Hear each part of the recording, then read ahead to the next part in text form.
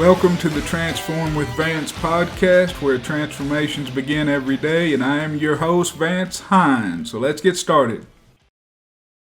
All right. We're here today. This is Vance Hines, and this is the Transform with Vance podcast, where I interview DDP yoga success stories, and we have a super success story today, Stephanie Trujillo Kelly.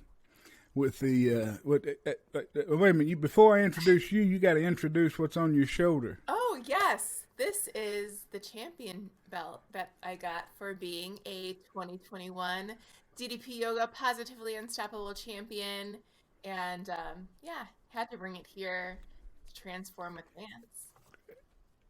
Vance. Hold it up to where we can see the front of it. I still can't believe I have this. It's crazy. Champion Stephanie Kelly. Yeah, I can't believe it. So, I'm not going to hold this the whole time though because it's heavy because this thing's legit. So it's got some weight. Well, tell us a little bit about the belt, what all's on it, and that kind of stuff. So it has the Team Relentless logo, which is super cool that they added this for us. We were thinking about getting shirts made and trying to come up with ideas for a logo, and DDPY was kind enough and creative enough to create this for us. So they created the logo for us, and then they surprised us by putting it on the belt. Then we've got the DDPY logo, of course, and in the middle we've got the diamond cutter by the man himself. Whoop, whoop. Diamond Dale's page. And it's got my name and champion on it. So, man. I mean, it's solid. And it's just so crazy that I have this. Every time I see it, I smile. So, super cool. And I'm so proud of it. Congratulations. Well, we'll get to all that. That's impressive. We'll get to all that. Now, I want you to know I took Brian Tan's podcast this week, and his is the next one that I'm gonna, I think, release. And he showed me a tattoo that he's got of the Relentless logo. I want to know, he's committed to the team. Are you going to be that committed? So I am definitely getting a tattoo. Oh, she's getting committed now. I haven't designed it or gone that far just yet. Hopefully I'm able to actually get it with Brian Gray, another one of the members of Team Relentless and a 2021 Positively Unstoppable champion. He lives in Ohio, so I think we're about 5 hours away from each other. So I think we're the closest to each other. So once it warms up a bit, because it's cold up here in the Midwest. It is very cold. And where is he? He is in Ohio. And where I'm are in the Chicago area. Chicago, Illinois. Yes. So we're gonna come up with a plan to either I go out there, he comes here, maybe we meet in the middle and get our tattoos together. So more to come on that. Something to look forward to later on this year. All right. Do you have other tattoos? I do. I have. So this wouldn't be your first. Is there anybody that doesn't have any tattoos on the team? You know what? I think everybody does. Yeah. Is everybody committed to getting a tattoo? So we've got Brian. Brian Tan already got his, and he just got a second one. DDP Yoga tattoo or Team Relentless tattoo? DDPY tattoo.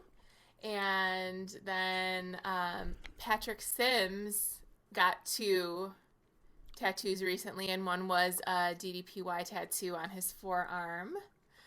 And then, Jeremy already has the Unstoppable across his chest. That was a DDPY tattoo. So I think, Brian and I are planning to get one. And then Maria, she has tattoos, but I don't think she's planning on getting any more. But, we're all in it. We are all committed. In for good, permanent. Yeah. How about you, Vance? Do you have a DDPY tattoo? I do. I've Oh got the diamond cutter. See that's here? right. Oh my gosh, I love it. No, yeah, I got it at the summit. Not the the No summit way. before COVID. I went with Larry Keeler and his wife. They were going. What Larry Keeler got? He had Dallas sign his arm in a permanent marker, and he went and then got the tattooed permanently Dallas's Oh my signature on goodness. it. I think it's on his arm. And his wife got a some kind of floral tattoo, but it was Jennifer Jolliker, Larry, and his wife. Shit, I can't remember Larry's wife's name. Damn it! But I'll think of it here in a minute. But we all four went over there, and I wasn't planning on getting a tattoo or anything, but I just said, this is my first. What? And I said, I said the hell with it. And Mary didn't even know. She, we had talked about getting tattoos over the years, but always chickened out, never have done it. And so I didn't even, I told her I was going to the tattoo place and I might get one. And that's all she knew. And then the next thing I did, I took a picture of it and put it on Facebook before I told her. And so her first notice of it was through Facebook, and then she said, WTF. Oh my goodness. I can't believe that. That's crazy. So it was a lot of fun. So I'm impressed y'all are that committed. I'm impressed. Well, you know the journey. I mean, it's not just something that you do. It's something you live, and it's something that you live the rest of your life if you want, to stay healthy and live for a long time. So, yeah, I mean, we're all in it.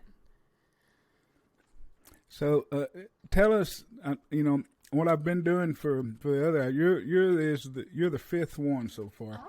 So what I've done for the other guys is I just had them briefly describe their journey and describe how they're a DDPY, why they're a DDPY success story to kind of get their attention, and then I'll go back and kind of walk you along the journey and stuff. But I want you to get their attention and tell them what you've done so far. Okay, so I have lost 120 pounds doing DDPY, Whoop, whoop. and I strictly do DDPY. I never started walking or running or going to the gym, so all of my success has been 100% through DDPY and following their nutrition plan as well.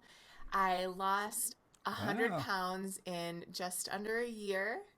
And then that's kind of when I entered the Positively Unstoppable Challenge, and I lost the last 20 pounds during that time frame. So yeah, it's been a really incredible journey. When I started off, I was right around 300 pounds, and I was in a lot of pain. It was really rough. I didn't like myself. I struggled with the simple tasks, getting off the couch, walking up the stairs. All those things, were a struggle for me. So I had tried to lose weight by going to the gym and working out. And I had a little bit of success. I lost about 30 pounds, but then I got injured. And I was laid out for like 4 to 6 weeks, and then I went back to it, and then I got injured again, and the same thing happened, and then it happened a third time, and I was like, you know what? I give up. I can't keep doing this. My son was really young at the time. He was under 2 years old, so I needed to still be able to pick him up and care for him and do all these things, and I couldn't do it anymore every time I get injured. So I just said I'd rather be 300 pounds and be able to take care of my son than to, keep trying at something that's not working. So that's kind of a little bit about my story. All right. Well, now that's awesome. That's awesome. I thought Brian, when I took his, that maybe he was the first one I've talked to that has only done DDP yoga, but I think he might have he might have, he's done some of the kickboxing and other things, but he's basically only done DDP yoga. But you're the first. I think you may be the only one so far that's just 100% DDPY yoga and DDPY nutrition. So that's pretty cool. Yeah, I really wanted to see what I could do with the program after I, kind of got the ball rolling and I saw I was having success. I could have easily added in other things like walking is such a great exercise and it gets you out and you get fresh air. I think I might start doing that in the future, but I really wanted to see how far I could take it just doing DDP yoga. And I started out in the beginner program, and that was so challenging for me. But I stuck to it, and I moved my way up from intermediate into advanced. And right around then is when the jacked workouts started coming out. So I was able to move into that next stage of things. And then after a few months, I added in the jack straps and took it to another level. So it was like Dallas says, there's always some place to go. So for me, I felt like, I started at beginner and I've just been slowly been working my way up. That's awesome. That's awesome. All right. So tell me, where's home? Where did you grow up? In the Chicago suburbs. So I was born and raised here all my life. So this is home for me. Chicago Bear fans? Yes, I am a Bears fan. I bleed blue and orange all the way. My husband, he is not necessarily like a team fan. He likes players. So he doesn't have loyalty to a team like I do. I love all my Chicago sports teams, but he's more of he likes players. I don't know any of the players, so I stick with the team. White Sox or Cubs? Oh, Cubs. All the way. Yes. Yes. 100%. That's a big divide up there, isn't it? It's a huge rivalry, and like the Crosstown Classic is huge. I mean, Chicago, I think all around is a huge sports city. I still remember Saturday Night Live making fun of it back way before your time. The Chicago, I don't know. When were you that? How do you mind me asking you your age? I'm 36. 36. So I'm an 80s baby. Yeah, I'm trying to remember when Jim McMahon was there and they won the championship, the Chicago Bears. Jim McMahon and the refrigerator. That was 85, so that's when I was born. That was your year, yeah. But we still hold on to that. It's still our pride and joy. That was a great time. They had the refrigerator running the ball, and Jim McMahon was wearing the commissioner's name on his headband because he got in trouble for wearing some advertising for some sport. Oh. So he went back and I think he got a headband and I think it said Goodell or something. They were kind of rowdy group. It was a lot of fun. We know how to party. They kicked everybody's butt that year. Walter Payton. I can't remember who else. All right. Where'd you go to school? Tell us about your education. So I went to school in the suburbs. I went to high school at Buffalo Grove High School. Shout out to my Bisons. And I had an awesome time in high school. I feel like I was kind of just like in the middle of the road. I was in my junior and senior year, I was on the dance company, and it was called Orchesis, and I loved it. It changed my life. I learned so much through doing that, and really about working hard and seeing things through. And my senior year, I was co-president of the dance company, so that was something I was really excited about and worked really hard for. But I didn't go to college. So after I graduated, I was on my own. So my dad moved to Colorado, and I had to find an apartment. And that's, I'm a really independent person, and that's kind of where it all stems from. I've always had to take care of myself. I've always had to, if I wanted something, I had to do it myself. So I was a waitress at a restaurant, and that's how I paid the bills. And then when I was 19, I decided, hey, I don't want to be renting an apartment anymore. I want to buy a condo.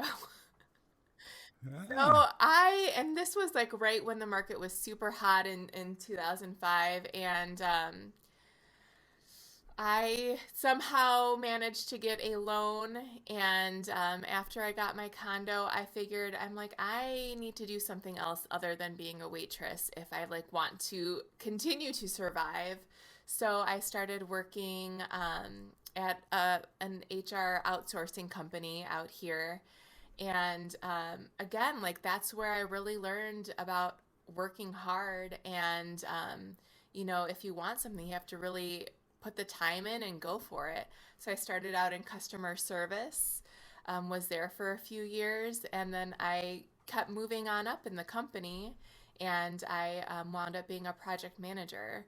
So, even though I didn't have a college degree, my work ethic and, my desire and, just my initiative, it really spoke volumes. I kind of had a reputation there where, if you wanted something done, like I'll get it done. But I really, really worked hard, and it was such a great experience being there. So I was there for almost 12 years. And, my company got bought out and I got laid off. And that's kind of where this whole DDPY story kind of started was I got laid off from my job of almost 12 years. I was the breadwinner in the family. I always had the stable job. We always had me to fall back on. I had the insurance. It was really, on me. And um, we decided at that time, my son was almost two. He was close to 2 years old, just under two. And we decided, that I would be a stay at home mom for a while. And so I took that opportunity to start going to the gym and get healthier because I was like, this is my chance. I'm going to turn it all around. I'm going to get healthy. I'm going to get in shape.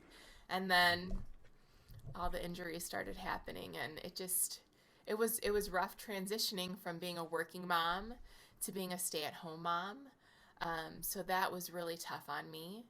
And then also trying to improve myself and coming up against so many obstacles, and it just like completely blew out my confidence. So I really was at a point where I had given up. I had lost my job.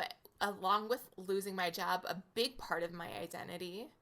And now I was a stay at home mom and I didn't really know where I fit. So DDPY helped me do so much more than, just become healthier. It helped me find myself again. And it helped me, get back a piece of me that was missing. oh man, that's beautiful. So But where not does not the DDP bad parts. enter? Yeah, not the bad parts. The DDP, the DDP yoga helped you find yourself and get your confidence back. That's beautiful. The other parts sound pretty tough. I guess I need to clarify my responses. But now let me ask you. Can I Yeah. ask you a couple of questions about that period? Yes. Well, I mean, in high school, it sounds like you weren't large. I mean, if you were the No, I captain of was. the dance I team. was. I've been big my whole life, but in spite of that, like that's where my ethic came in. Like I had to give more than like the other girls because they were smaller, they could do things easier. So if I wanted to be able to do what they were doing, I had to work harder for it. So I was the biggest person on the team. And that had its challenges, but I didn't let it stop me. That's awesome. Did um the you know I mean you've had this commitment, this drive through everything that you've talked about so far. Like I mean, it almost like the positively unstoppable describes everything through through this journey all the way from high school. Why didn't you go to California with your dad? Colorado. So Colorado, yes. Colorado. So we would go to Colorado every year to visit my grandparents because they lived out Yeah, there. And I think it was kind of always my dad's dream to retire out there. And that's just he loves fishing. He loves the mountains. But where he lives and where my grandparents were, it's a very small town. It's called Pueblo, Colorado. It's about like 30-ish, 40 minutes south of Colorado Springs. And it's a poor town. It's bars and booze and not a lot of businesses out there and just not a lot of opportunities. So, I was more than welcome to go with him. And, he gave me the option. It was, you can move out here and stay with me and, do whatever. Or if you want to stay here, you can, but you're on your own basically. He was really lucky that he was able to retire when he was 50 years old because his company got bought out and they gave him an early retirement option. But I knew if I moved out there that I would never do anything with my life.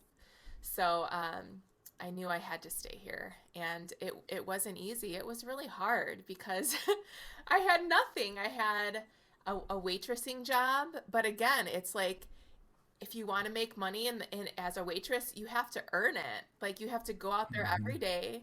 You have to, engage with your customers. You have to be nice. You have to be on point with your service so that you could make money. And that's kind of how I took it. Like this is literally what I need to do to make money, and I can't just come to work and like not show up for myself. So it was a job that I really had to put a lot of effort into to in order to make money. And if you don't go to work one day, guess what? You don't get paid. You don't get money, and That's then you right. can't pay rent that day. Um, I will. Man, it had to be just scary just to be on your own in Chicago at 18. Yeah, I mean, yeah, it was hard. I mean, I'm in the suburbs, so like I felt safe where I was, but it's I've always said the moment you're an adult is when you have to go buy your own toilet paper. Because when you're a kid, like toilet paper is always there. Like it Yeah, shows up when you need it. If it's not in the bathroom, you just have to go into the hallway or, the cabinet or whatever and grab the toilet paper. But when you realize you have to like buy your own toilet paper, you're an adult. I love it. So I had to Yeah, learn a that's lot. right. I had to learn a lot really, really, really young, and that's when I had to learn to rely on myself. Probably a little bit too much, but you know, it's for me. It's been a big benefit. So, So what? Do you mind me asking what? Where's your mother? What happened to your mother? so my parents are divorced. They got divorced when I was really young, and she is here in the Chicago suburbs, but she had remarried at that time, and she's never like had her own space, so there wasn't no option for me to live with her. So so it was all me. That's so. Tell me about this HR job. Yeah. You got a job, started at the bottom, worked your way up, and it Yeah. sounds like that people is this like where you can get temp people to send out to do work for you, and y'all handle the payroll and all those taxes, and then they just pay you an hourly rate for the people. Is that something like that? Yeah, so we worked with all really large companies, and I was in the benefits department, which was honestly super awesome because I got to learn a lot about things that are essential for adults to learn about your medical, your 401ks, pensions, all of that stuff. It's essential to daily life, and nobody sits down and explains that to you.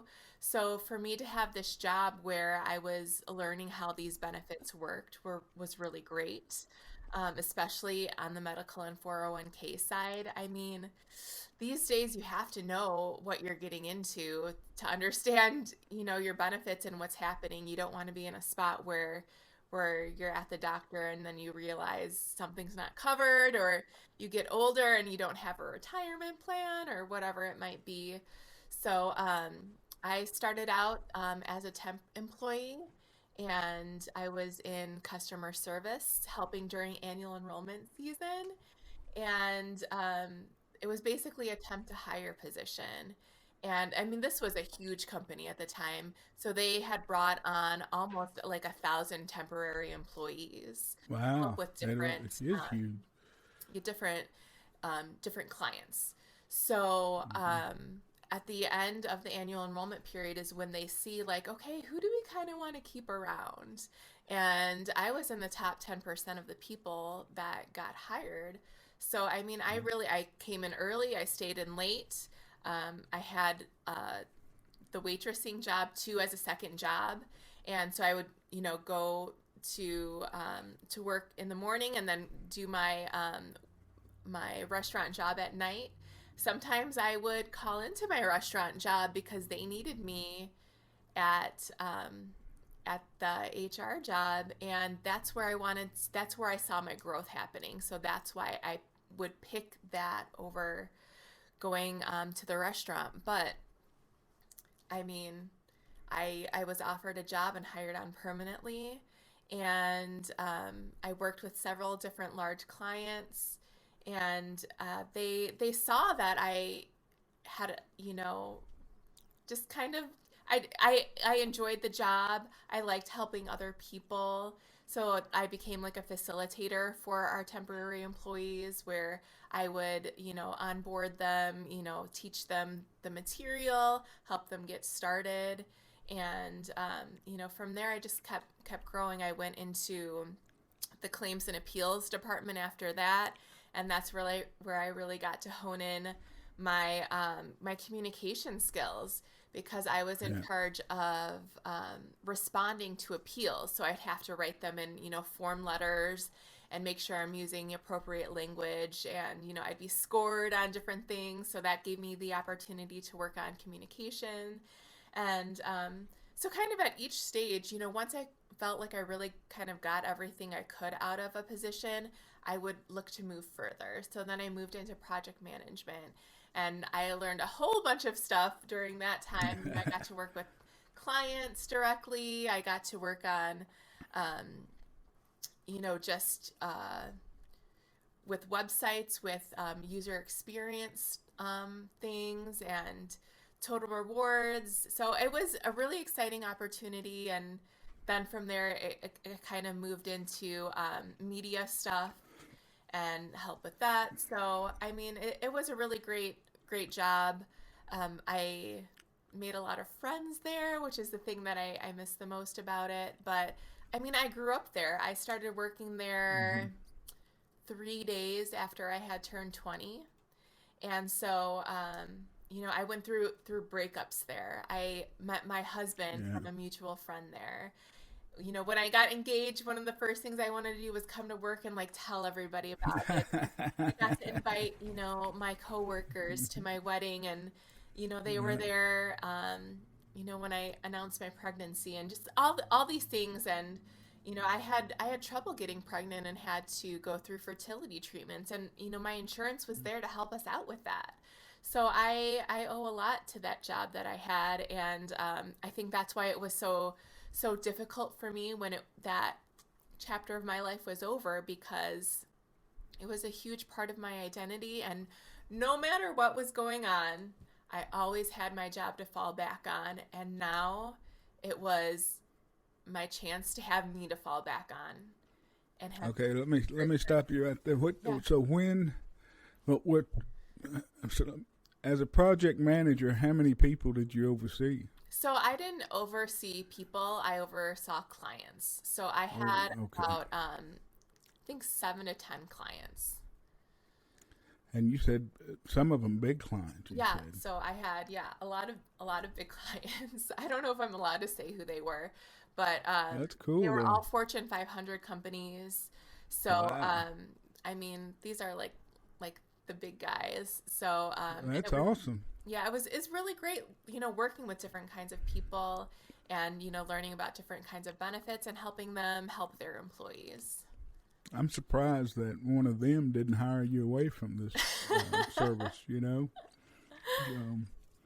But all right, so when were you laid off from this position?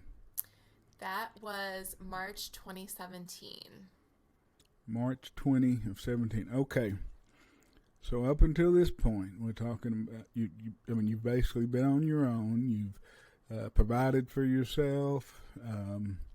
You work in 2 jobs and going forward in the company, doing a great job. How was your health during all this period? So I would say I was relatively healthy for my size. I never had any big, like, major problems. I have PCOS, which is something that a lot of women have, and it causes, weight gain is one of the major symptoms. And doctors will tell you, when you want to lose weight, that if you have PCOS, it's nearly impossible to do. So I've dealt with that since I was a teenager, and then it wasn't until what does PCOS stand for? It stands for polycystic ovarian syndrome, and infertility is also a factor in that. So that was part of my infertility issues, and so it's something that, gosh, I don't have the stats here, but I want to say it's maybe like one in 6 women have. So it's fairly common, but it's something that is a consideration in weight loss, and how you go about your nutrition and what works for your body. How does it affect the weight loss? I mean, how does it? Are you supposed to eat something different than normally, or is it like a hormone? Like a thyroid issue that your metabolism, or do you know? So it's not a thyroid issue. It's separate from that. From what I understand, it's having big weight gains is just a part of having PCOS. It's a really common side effect of it. And there's different things, like you could take different, like, medications to try to control it based on what symptoms you do have. So it's something that's different for everybody, but it's harder to lose weight when you do have it. So how much did you weigh when you left high school? Oh, geez, that I don't know for sure. I was definitely, my best guess is I want to say around 250. And what was your heaviest weight? My heaviest weight, I don't know the exact number because I've never written it down, but between 302 to 309, somewhere in between there. I don't remember the exact number because it is a number that I did not want to see. So yeah, I stayed there for a little bit, but not too long. But yeah, I've been over 300 pounds before, and yeah, it's somewhere I don't want to see again. All right, so we got you through the job with the HR service. We got you to where they were bought out and laid you off, right? Mm-hmm. So here you are. You bought your own condo. You provided for yourself. I didn't get into when did you said you met your husband through a friend at that work. When did you meet your husband and marry your husband? So I met him in 2006, and we got married in 2010. Oh, okay. Yeah, so and you've got he was one child. In college when I met him. He was finishing up his early childhood degree, and he wanted to become a teacher. So, he had a little bit of, a struggle trying to find that kind of a job. But I mean, we made it work, and I was able to kind of hold things down while he was, figuring out what he was doing with that. And then he became a kindergarten teacher for a few years, and he loved that. And I loved it because I got to go in for like the classroom parties and stuff. And the kids would make me like Valentines, or they would Oh, draw me pictures. It was super cute. Um, and then he got an opportunity um, to get involved in the company that his dad was working for, and we saw a really good possibility for something that he could grow into. So he left teaching and started to do that, and that was in 2015. So at the point where I think it was about 2015. It was very close to the time I got laid off. He was still pretty fresh into that role, so it was very like, oh gosh, what's happening? Like, what are we gonna do? Type of thing. and when did you? I know you've spoken about one child. You have one or more? Do we want to have more? Is No, I that? said, how many Oh, children do you have? I didn't know oh. if you had. We just have one, Just Connor. have the one. Yes, he is going to be 7 in April.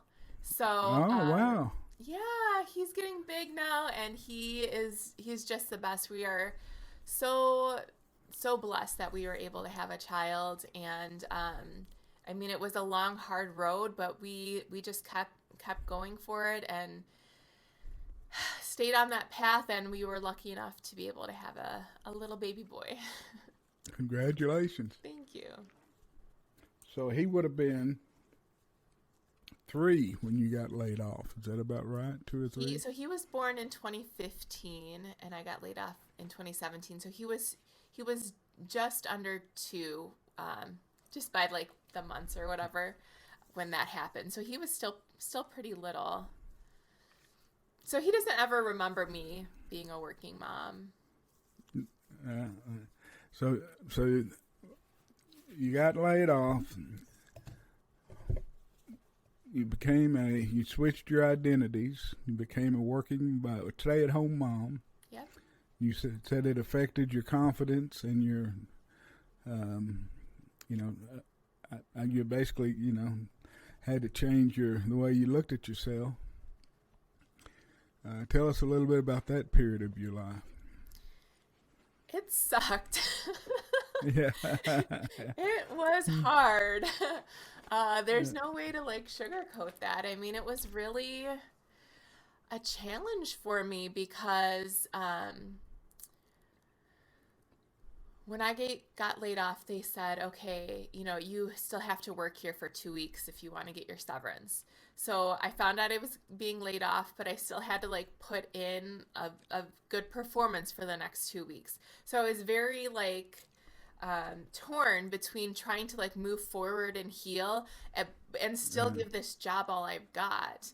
So that was really, mentally very tough on me. And then once, I was finally able to work through that, I was depressed for a while because I didn't know where I fit in or what I was bringing to the table for my family. Like, what do I have to offer now that I can't, monetarily contribute to the family anymore? And then, I did have a lot of confidence from my job because I was able to do it well. I knew what I was doing. I knew the people, I knew the product, I knew how to fix things, and I couldn't fix myself. So that was really, really a big challenge for me. Um, Luckily, I was a part of a mom's group in the area, and they're amazing. They offer, play dates and moms' nights, just opportunities for moms to get out of the house, kids to socialize, and just, make new friendships. So during the time I was with that group, I would only go to like the moms' nights because I was working during the day. I couldn't really go to any of the play dates. I had been to like maybe a few of them while I was on maternity leave when Connor was first born. Um, but it was nice that I had them there to help me through this transition because so many of them were, really established in their careers, and then they became moms and they either decided to become a stay-at-home parent, or, something similar to my situation where they transitioned from a working parent to a stay-at-home parent. So I got really involved with that. I became one of the co-organizers, and I started, setting up a lot of play dates. And so it helped me to kind of get through that tough time where, okay, now I can have a new purpose. I can help connect moms and kids with one another. And, you just need that connection with other people, especially people that, are going through the same thing as you. When you're at work, you have people that are in the grind with you. They know the struggles, they know the deadlines, and then you form this bond with one another. Um, when you become a new mom, it is tough. It is so hard being a new mom. There are so many expectations. I know for me, I put so many expectations on myself to be a certain kind of mom, and I felt like I was failing at all of them. So, to be able to have a group of women there to lift you up and support you and laugh and cry with you and be like, "Yep, I know what that's like. Yeah. Here's how you can get through that," or, it was really incredible. So, I took that opportunity to get more involved with, my mom's group, and I'm still a part of it now, even though my kiddo is in school. I run a lot of the moms nights because I think it's so important for something like I preach with DDPY is, making yourself a priority. And it's the same thing with motherhood. You have to make yourself a priority because no one else is going to do it for you. Like the chances of, someone coming over and saying, "Hey, I'm going to watch your kid go out, have a nice time for a while." Like that's not going to happen. Like you have to make yourself a priority and find the time to get away and just connect with other people that get it. I mean that sounds like another field that you just got involved in and then went wholehearted in and moved up through the ranks and took control of. Well, It sounds like yeah. there's definitely a pattern here, Stephanie, to your life, is there? I'm And starting to see a pattern. well, that's the thing is I said this in my my DDPY story that they put together Yeah. for me. Like I gave all the best parts of me to other people. Like I gave so much time and effort to my job, so much time and effort to organizing things, so much time and effort to my son and my amazing husband, and like there was nothing left for me at the end of the day. So like you look at all of like these great parts of my life, and then like there's me at the end tired. I'm not, I have nothing left for me. So that's where DDPY kind of came into place and showed me I don't have to be last. Like if I do make myself a priority and I am able to be healthy, like nourish myself with good things, like feel good in my skin. Like I can be better for everybody. Like I can do more things. I can, try things, not let fear stop me anymore. So that was the missing piece to for me for my life was that I had to like kind of stop and like maybe like put the other stuff on the back burner for a little bit and focus on me. No, I think that's awesome. You touch on a lot of things that affect so many different people's lives. It's beautiful that you're sharing about it. But you had mentioned, I want to back up a little bit. I'm going to walk you through the DDP yoga journey in a minute, but you talked about earlier that you tried a couple of exercises and got hurt and had tried a couple of other things. What did you do between the time, not just between the time you got laid off, but I would say unsuccessful attempts to help you physically and mentally up until you found DDP yoga? So I was doing at the gym, I would do a few things. I would do body pump, which I absolutely love. I love that class so much. But the thing is, like, doing it at 300 pounds was rough on my body.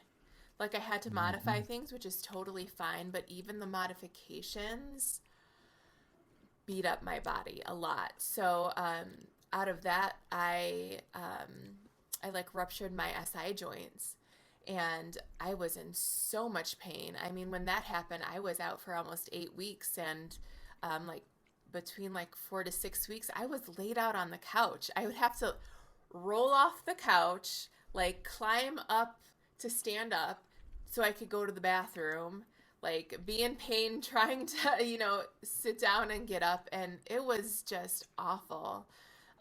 So that was like one of my biggest injuries. And then, So tell me, SI joint, that's yeah, the low hip, low back. What back, is it? yeah. Low back. Yes. Okay. It's excruciating, and I don't know like all the mechanics of things, but it Hmm. kind of like ties into different areas. So I remember when it happened, I went to my chiropractor, and I was like my back was spasming out on the table so bad. I was just crying. I was in tears because the pain was so awful, and I couldn't do anything. And like my treatment was getting adjustments and doing massage therapy, which helped tremendously. But like it was so painful because they're just like working on that area, and I'm literally like in tears. But like sometimes it's like there's just no way through it but through it. And that was one of those times. So that was after that one I just gave up. I was like, I can't do You, this anymore. that body pump that I did some of those classes early on and they just killed me. I mean, you're Yeah. lifting a light weight that looks like nothing weight, but you're doing it, over and over and over and over to a loud music and a little cute girl yelling at you, and And at a it's certain a pace, and you're trying to keep yes, up, and you're huffing it's a and beating. puffing. Mary Yeah. loves it. I give it up. I give it up. Yeah. That's too tough for me. I can tell you. Yeah. I All mean, right, then it's great, but yeah, Les Mills body pump. yes, yes. It like I said, it was a great workout, but like it wasn't for me, especially at where my body was at. And then another thing I was doing was couch to 5K, which was like really awesome. Again, very challenging for me, um, but I had made it through I forget how many weeks the program is. And I decided to reward myself with a new pair of running shoes. Or just with a pair of running shoes, because shoes I had were just old shoes. And I'm like, I'm a runner now. Like, I need shoes. So I just like, but I didn't like go to a running store. I just like went to Kohl's and like grabbed cute looking shoes. And whatever shoes I grabbed just absolutely destroyed my feet. So I developed plantar fasciitis, which was excruciating for me. Like I was laid out on the couch. It hurt so much for me to just walk from the couch to the bathroom that I couldn't do anything else. So I couldn't, wrangle my kid to like go out on play dates. I couldn't, get up and go to the grocery store. So it was just fast food all the time. I couldn't do anything. So, I mean, I was really defeated, especially I mean, I don't know if you can, relate to it, Vance, but when you're trying so hard to do something good for yourself and then like it just like smacks you down. It's like Yeah, I'm trying absolutely. You I'm try. You trying. go ahead. Go ahead. Yeah, you're trying to fix yourself, but nothing's working. It's unbelievable. Because you wait and you're trying to do something and you get excited and it going well, and then an injury hits you and it just totally deflates you. Defeats you. It just deflates all the air out of your body. It's demoralizing. I guess it's Yeah. And then you've got and no confidence, and then you've got no yeah. hope, and then you go into Mhm. that spiral of like, why even try? And Yeah. it's a cycle. It's tough. It is so hard. And food's always there to help. Yeah. I mean, food won't injure you. Yeah. I mean, to some It, extent, but I mean, yeah, and it's so accessible and it's easy and it's what you know. did you try to do anything to help, like with the mental issues during this period, with Um, confidence and your depression or anything like that?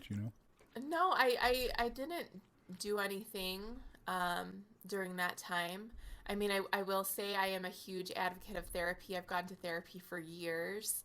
But during that time period, I guess I felt like the problem wasn't big enough to warrant therapy, which is so not the case. I mean, I would have very, very much benefited from it. Um, I also have like I get the winter blues every year. Some people call it the winter blues. Some people call it seasonal affective disorder, where again it's weight gain, it's depression, insomnia, fatigue. It's a rough time for me. So um, around the time I got laid off is like kind of during that, the tail end of that time of year for me. And, one day my husband, looked at me and he's like, "Are you okay? Like, what's going on with you?" Because I would stay up all night. I would stay up till like 1 or 2 in the morning. I wouldn't get out of bed until like 9 o'clock. And then I would need a nap around 1 o'clock and I would nap from like 1 to 4. And I was just in the cycle, and the dishes were never done. It was fast food all the time. It was hard. It was so hard on me. Um, but when he asked me that, and I was like passing by him. So I was like walking as he kind of like must have seen something that like made him go, whoa. Um, but he was like, are you okay? And I was just like, I just feel like a big pile of garbage, and like walked away. And he's like, what? I'm like, oh, nothing, I'm fine. And that was always my fallback on, I'm fine, I'll be fine, don't worry, I'm fine, because I didn't want anybody else to worry about me. Again, see, this is like the opposite of side of being so independent and relying on yourself, is you don't ask other people for help. And so that is a lesson I had to learn, that it was okay to ask for help. um it was a big lesson my father-in-law helped me learn. He saw me coming from a mile away when I first met him. He saw how independent I was and that I, would just, do whatever I can. And he was like, it's okay to ask for help sometimes. Um, so just, through all this, it's something I've almost relearned is, it's okay to ask for help. Um, and, you don't always have to be so strong. There's people that are willing to help you, and that's okay. So but yeah, I felt really bad about myself, and I just, after he noticed that, is kind of when I started coming out of the fog and being like, okay, something needs to change. I mean, I think you did the great intro into the DDP journey, but I'm just impressed. How did the father-in-law figure you out? How did the father-in-law open you up? That seemed like Yeah. a weird person to be the one to open you up. Well, he was a really smart guy. So like I said, I met my husband in 2006, and I had bought my condo in 2005. And my father-in-law loved doing taxes. Like, he's like a number guy. He was a numbers guy, and all that. So um, when we first started dating, like that following tax season, I was like, oh yeah, I always take it to H&R Block, whatever. And he's like, no, no, no, I'll help you with that. And then so he was looking at my return from last year, from the previous year, and he was like, you bought a property, you should have gotten money back. And I'm like, oh no, it's okay, you don't need to look at this, don't worry.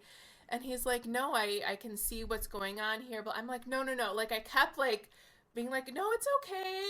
I got this. You don't have to worry about it. Like, no, they, whatever. And he was like, it's okay to ask for help. You don't have to do Yeah. it. You don't have to do it alone anymore. Um, so like, that's kind of how, like, he could just, I, being independent and strong was such a big part of my identity that it was almost like the only part of my identity. And I suppose I came off that way quite a bit. And so yes, so it was via taxes.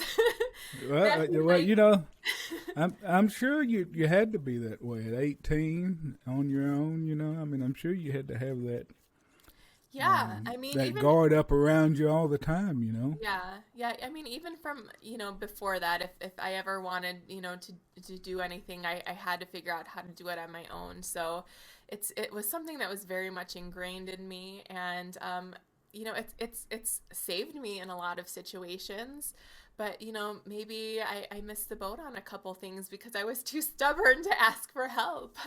But luckily, like, I had my father-in-law there to kind of help guide me and soften me up a little bit in that area where it's okay. It's okay to ask for help. You're not alone. Like, there's so many people going through life and different things that, like, you're not alone. There's always somebody there that's gonna be able to be a sounding board or help you or give advice or anything like that.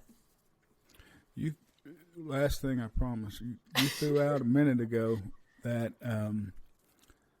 you you're doing a lot of therapy. I mean, you've done a lot of therapy. Is that something Yes. you're okay with me talking to you about, or Yes. would you Yes. rather just move on to the DDP No, yoga I think journey? I think mental health and therapy is so important to talk about. Okay. All right. So tell us if you want to. I mean, it's up to you. Tell us a little bit about your therapy journey, that kind of deal. So it was actually with me and my husband. We went through couples therapy. We went through a really rocky time in our marriage.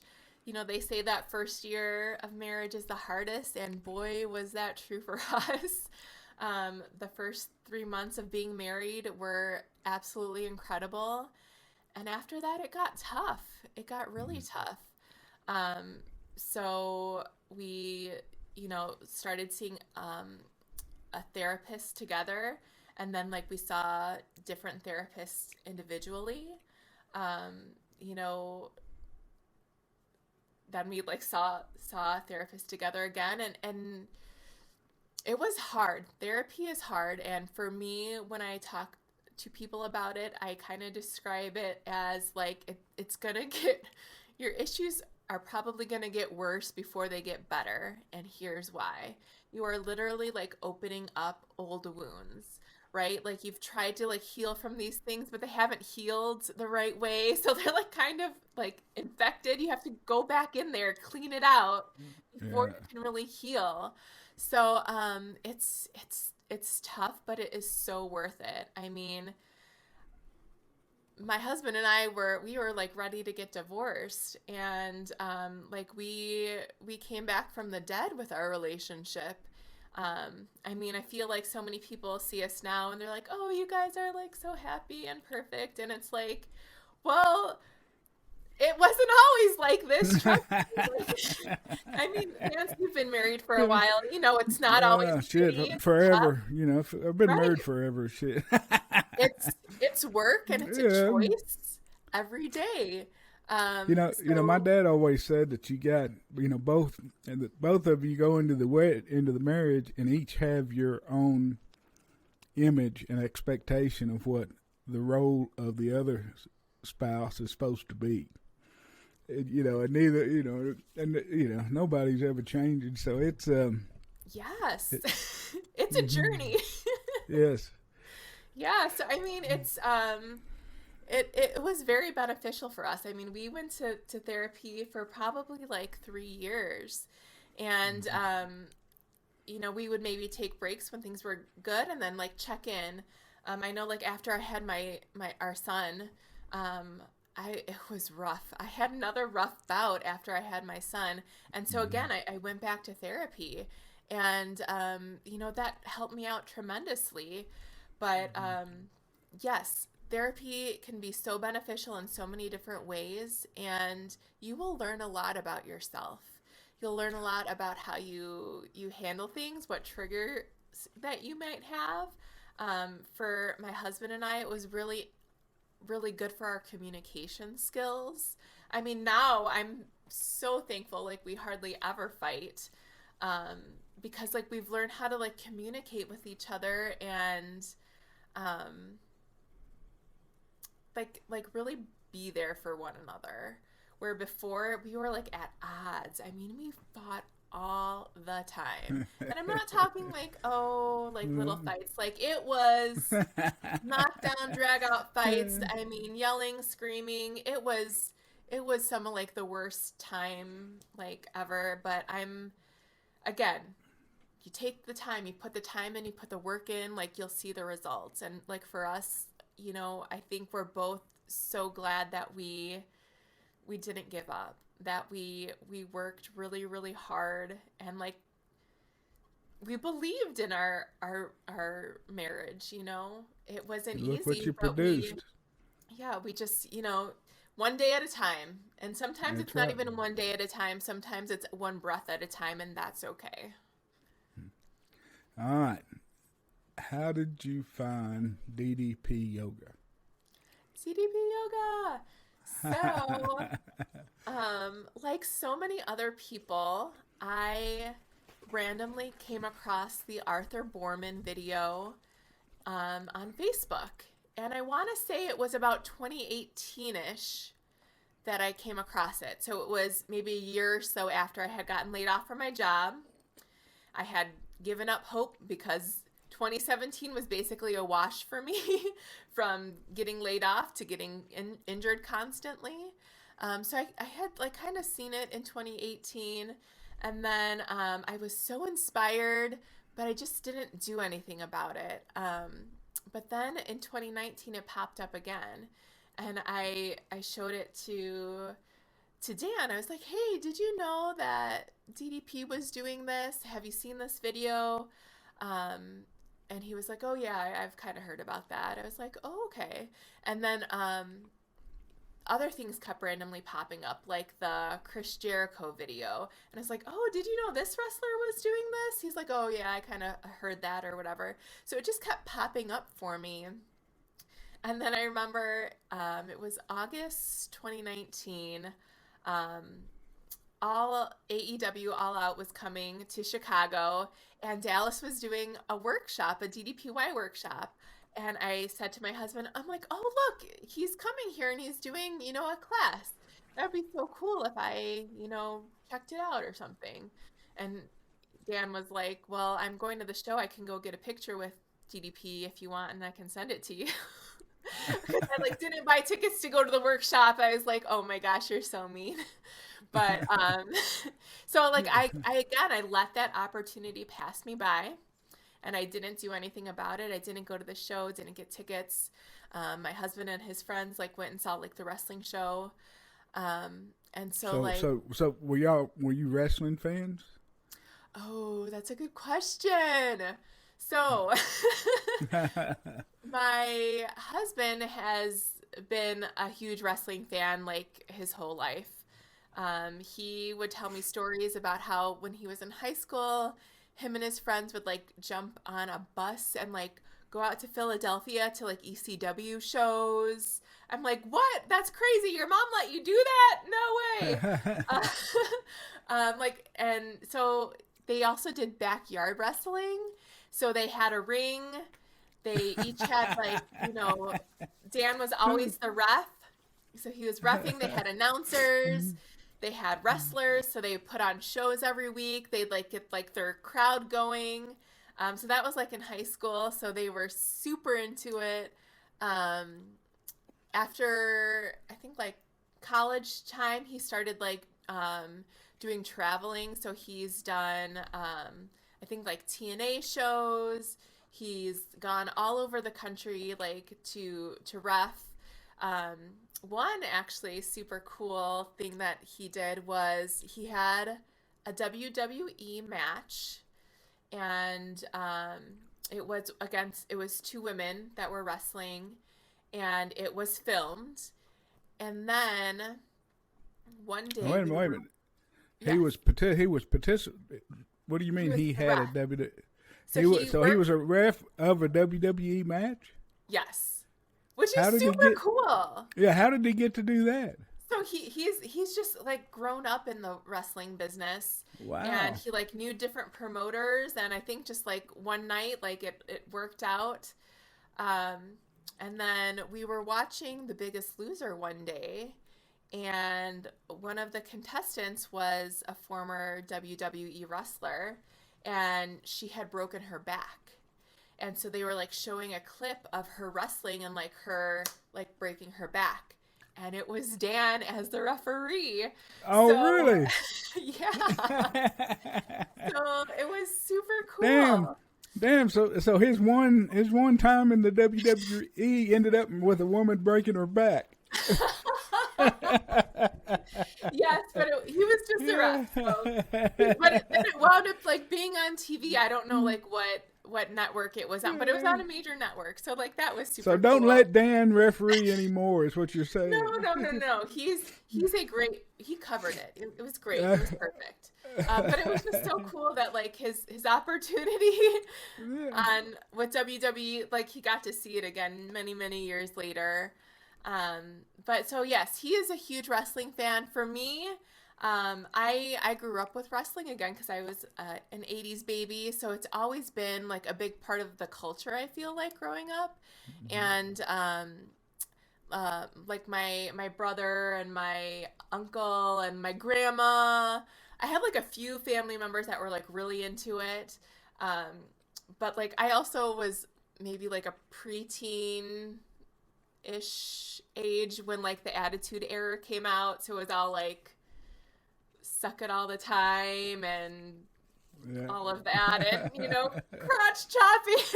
Yeah. So I was not a fan of. But yeah, it's crazy. Um, so, but so yeah, so sorry, I like got off track. Um, yeah. but then I met Dan, and so I would go to all his shows with him, and then I would work the merch table. So I would sell stuff for him. Sometimes I'd, help out with concessions. Sometimes I'd help work the door, put the chairs away. So like I feel like I've been a part of like the wrestling family side of it for a long time. So I'm like more of a casual fan, I suppose. Um, but yeah, He's still putting on shows to this day. yeah, he's still working shows. Um,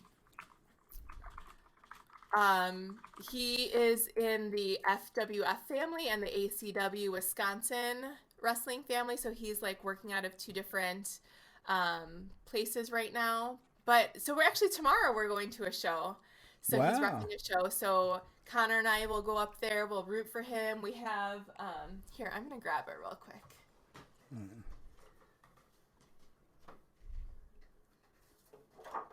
I make signs for him. Oh man. All right. What's it say? Oh, I can't read it. it says, "I'm here for the ref." I'm here for the rep. Um, but yeah, it's super cool. So yeah, he took a hiatus from it for about 10 years or so. Well, actually, probably less than that. But yeah, he saw all of the things I was accomplishing with DDPY, and it made him want to start going back after his dreams. So he started reaching out to different people that he used to know, saying, "Hey, do you know anybody local nearby that I could kind of get involved with?" And then just from there, the last year has been incredible. So I'm super proud of him. Um, So he's he's back to done so reffing. amazing, huh? He's back to refereeing. Yeah. Oh man. So what's all these goodies around you? You've got this thing So, on the microphone, and is that yes. associated? What is all this stuff? So my husband is a huge collector of like all things like retro and vintage and all of that. Um, and he is a big Turtles fan, as you can see, and a big video game fan. There's like some video games here. I think DDP is over there. There he is. um, but yeah, so my husband, along with his regular job and then refereeing, he also is like a collector of all things video games and like action figures. So he actually goes to Texas twice a year and sells at a couple conventions out there. No, I'm gonna So have to go see y'all. yeah. Well, I don't get to go because apparently it's more important to bring product than your wife. But I'm just kidding. He's like maximizing his space, and like Yeah. I could never make that drive by myself. So, so yeah. But he's out there, and he does a little bit of everything. He's incredible. So what's the Bitter Marks? Tell us what Bitter So Marks is. yes, Bitter Marks here is his wrestling podcast that he does with a couple of his friends. It's about them talking about like their like old times. I don't even know how to describe it. I will fully admit I've only listened to one episode, which is the one that I was on. You don't have to Um, admit that. so I I don't think think it's a Mary good ever show. listens to. Yeah, I don't think Mary ever listens to mine. So you're okay. I'm with Mary. I get you, girl. So, but yeah, I haven't listened to his podcast myself, but he's got Bitter Marks podcast, and he also has another podcast called Flips and Bumps, which is him and another friend talking about, like buying things and like flipping them, and so yes, Yeah, he that's does a cool. little bit of everything. So where would you find those podcasts if somebody wanted to listen to them? Anywhere podcasts are streamed. Yes, and YouTube maybe. I don't Yeah, oh, and know. YouTube. All right, all Give them right. a follow on Instagram, Yeah, all and then you right. can find out. Okay, so how did you get to DDP yoga? How did you start doing it? Oh yes, so that's what we were talking about. Um, so I kept hinting to Dan, like, have you seen this wrestler? And just kind of casually bringing it up. And I think he kind of saw that it was something I was interested in. And for Christmas 2019, he got me a year subscription to the app. Oh, I wow. was so surprised about and super happy because again, it was Wow. he was willing to invest in me when I wasn't willing to invest in myself. So he Wow. saw something there that could be great. And he got it for me for Christmas, and I was excited and scared out of my mind because now this meant I had to do it. So that is how I found out about it and how I got it. And then getting started was a whole other thing. So I got it for Christmas, but I didn't actually start until January 21st, 2020. So it took me almost a year, or I'm sorry, almost a month to get started because I was so afraid of failing that I just couldn't do it, and I kept coming up with all these excuses like, oh, I need to get a heart rate monitor, or, oh, I need to get a yoga block, or oh, I I, want to be able to do it this way. I would have had to argue with you because it doesn't sound like to me you failed at anything yet. You were captain of the damn dance club. You run the damn, got up to the Fortune 500 and project manager, and now you're running the, you're taking over running of the moms group. I hadn't heard you fail at much.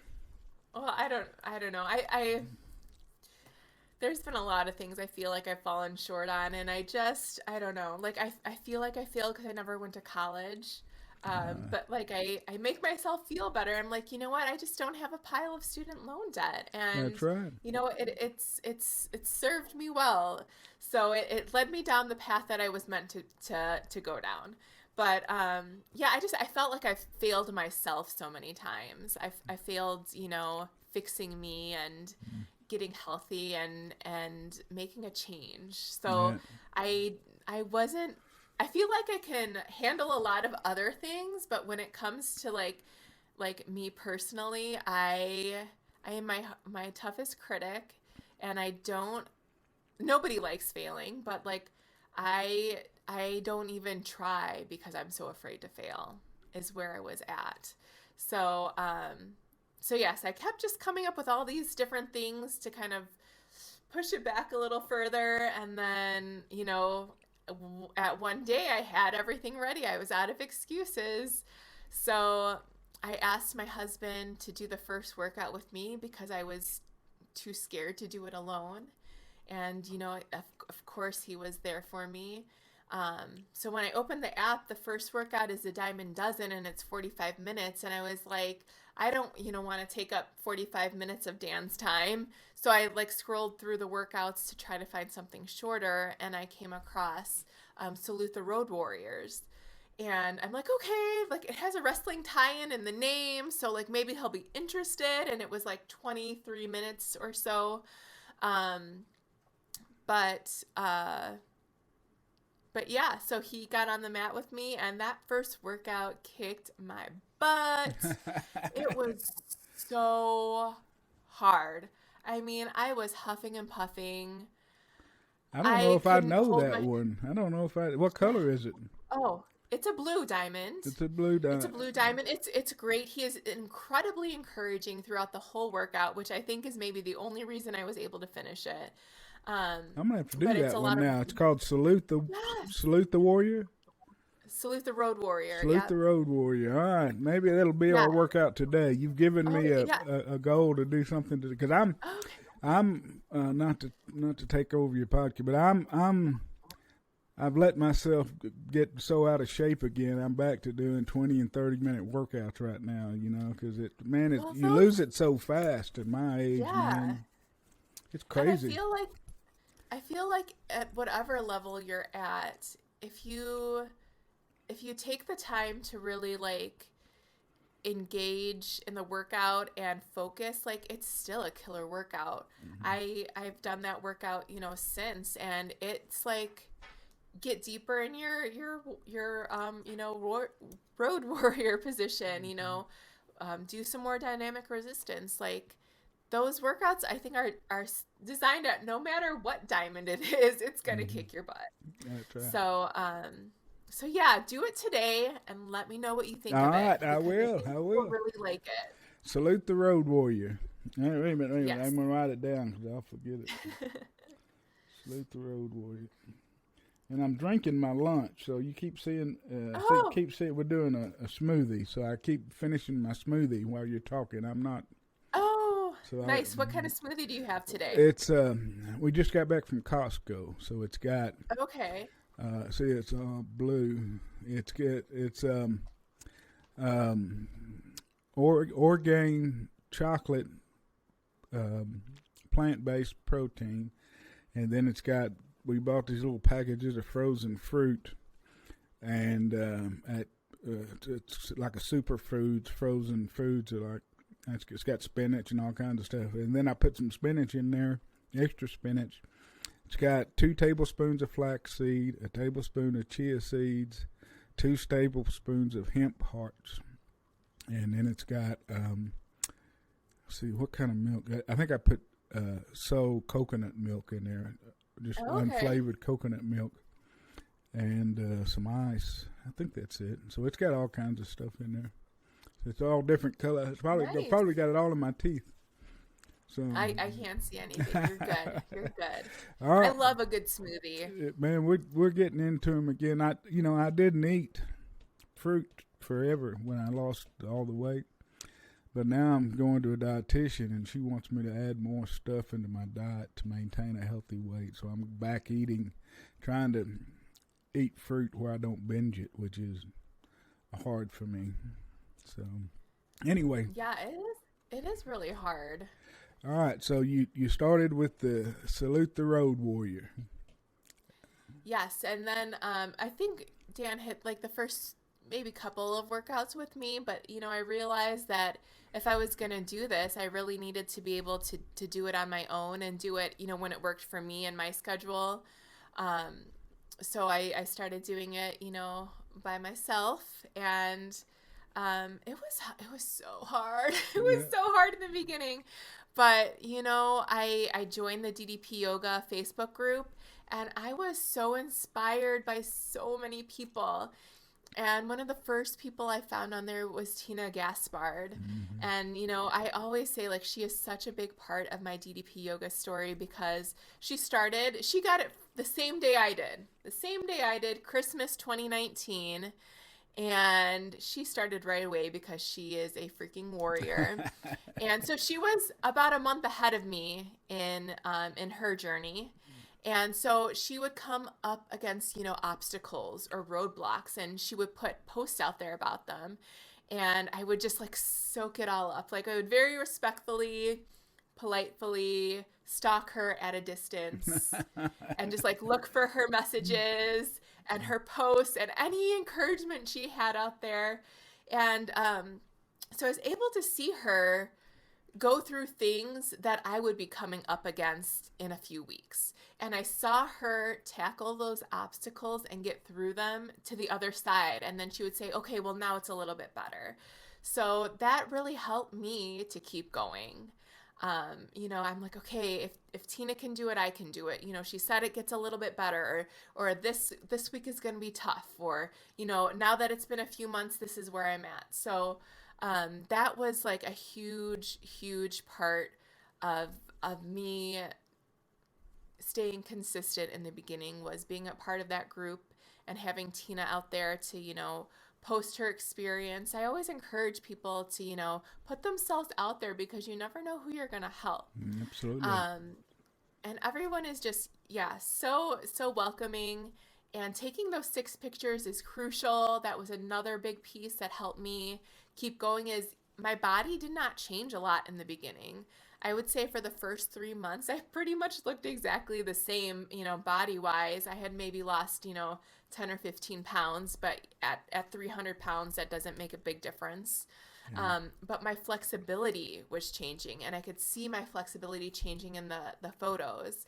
I could feel the stamina in my body. I was getting stronger. So all of those things like helped me to start building that confidence again, and helped me to start thinking like, hey, like maybe I could do this. Maybe I could take this somewhere. And at 6 months, I decided that I would, you know, put myself out there and make a big progress post about what I had done over the past 6 months. So I had lost about 35-ish pounds. Like my leg went from being like down here to like all the way up here. Had like tremendous success, I felt like, in 6 months. And everyone was so supportive and encouraging, and it made me feel good. It made me feel like I had really done Oh something. shit, you have. And it was like I was just working out 3 days a week.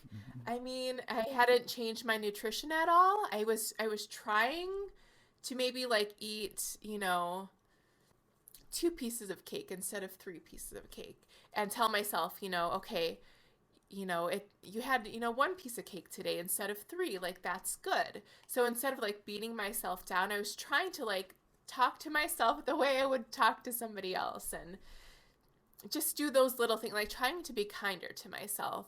And you know, when you know it, like Dallas came across that post and he saw it, and he gave me a call. That's crazy, And isn't it? so crazy because Dan had just left like 10 minutes before. He had like run out to the store, and I answer the phone, and he's like, Stephanie? And I'm like, yeah. He's like, No, no, no. He hey, wasn't it's like Stephanie. He was like Stephanie. You said it all nicely. Yeah, Stephanie.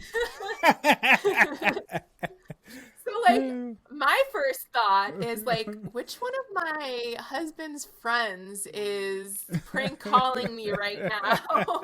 And then he like starts talking, and I'm like, oh my God, it's really him. Um, so yeah, it's crazy. Um, yeah, he called me and he wanted to congratulate me on like the work I had been putting in, and he saw me and he was so excited for my progress, and he told me he wanted to help me get to the next level and help me out with my nutrition. So, I again, I had no nutrition plan at the time, so like I was like, okay, like let me know. And he turned me on to the gluten-free and dairy-free and organic, so I decided, since I'm not doing anything, I'm gonna give that a shot. And wouldn't you know it, it worked. Uh, I guess he knows what he's talking about. It's amazing if you But listen to him. Shit, it worked. yeah, I mean, I think everybody is different, but for me, from the way I was eating to and the thing also is I didn't do the change all at once. The first thing I started doing was going out and buying organic things of the things I was already eating. And then a couple of weeks later, I added in the gluten free. And then a couple of weeks after that, I added in the dairy free.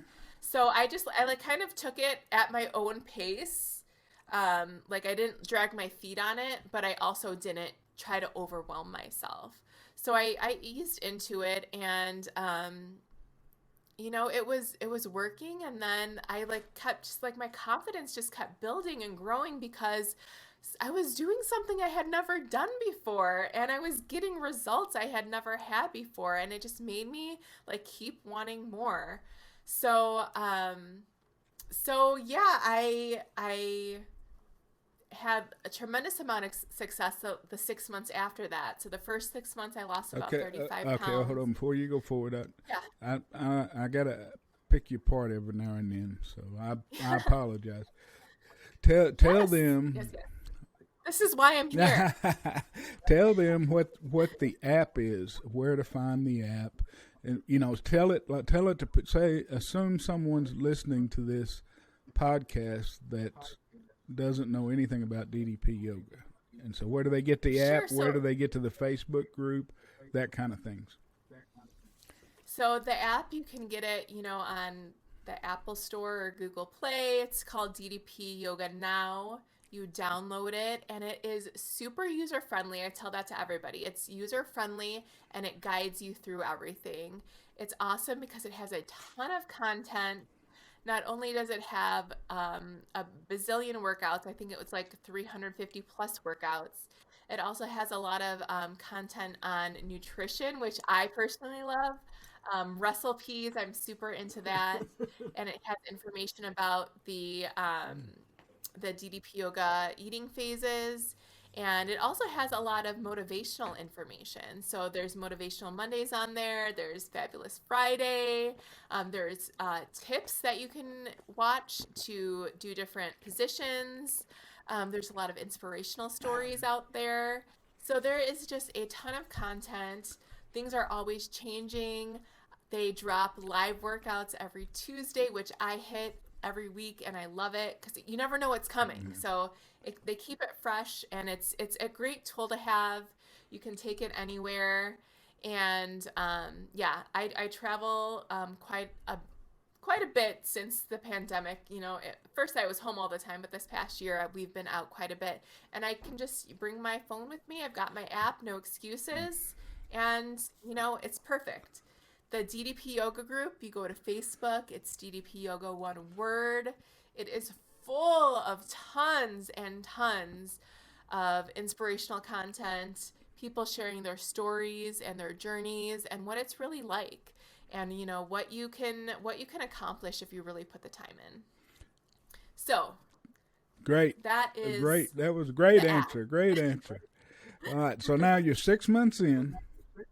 You're down 35 Yeah. pounds. You got the Dallas Stephanie. I can help you with your diet. I got the Get the call, call. yes. And I made the change, and over the next 6 months, I lost an additional 65 pounds. So I lost almost twice as much as I did the first time by adding in the nutrition. So I always say, like, that is the point that my journey really took off, is when I had the workouts and the nutrition together. It was like just off the charts from there. So So that was yeah, what do you incredible. say to the people that talk about how expensive organic food is? Sure. Well, there is a difference between, conventional food and organic food. For me, it's worth the investment because I feel like the direction I was headed, I would have like been paying all that money to like the hospital and like medical issues. Where now I'm paying it to food and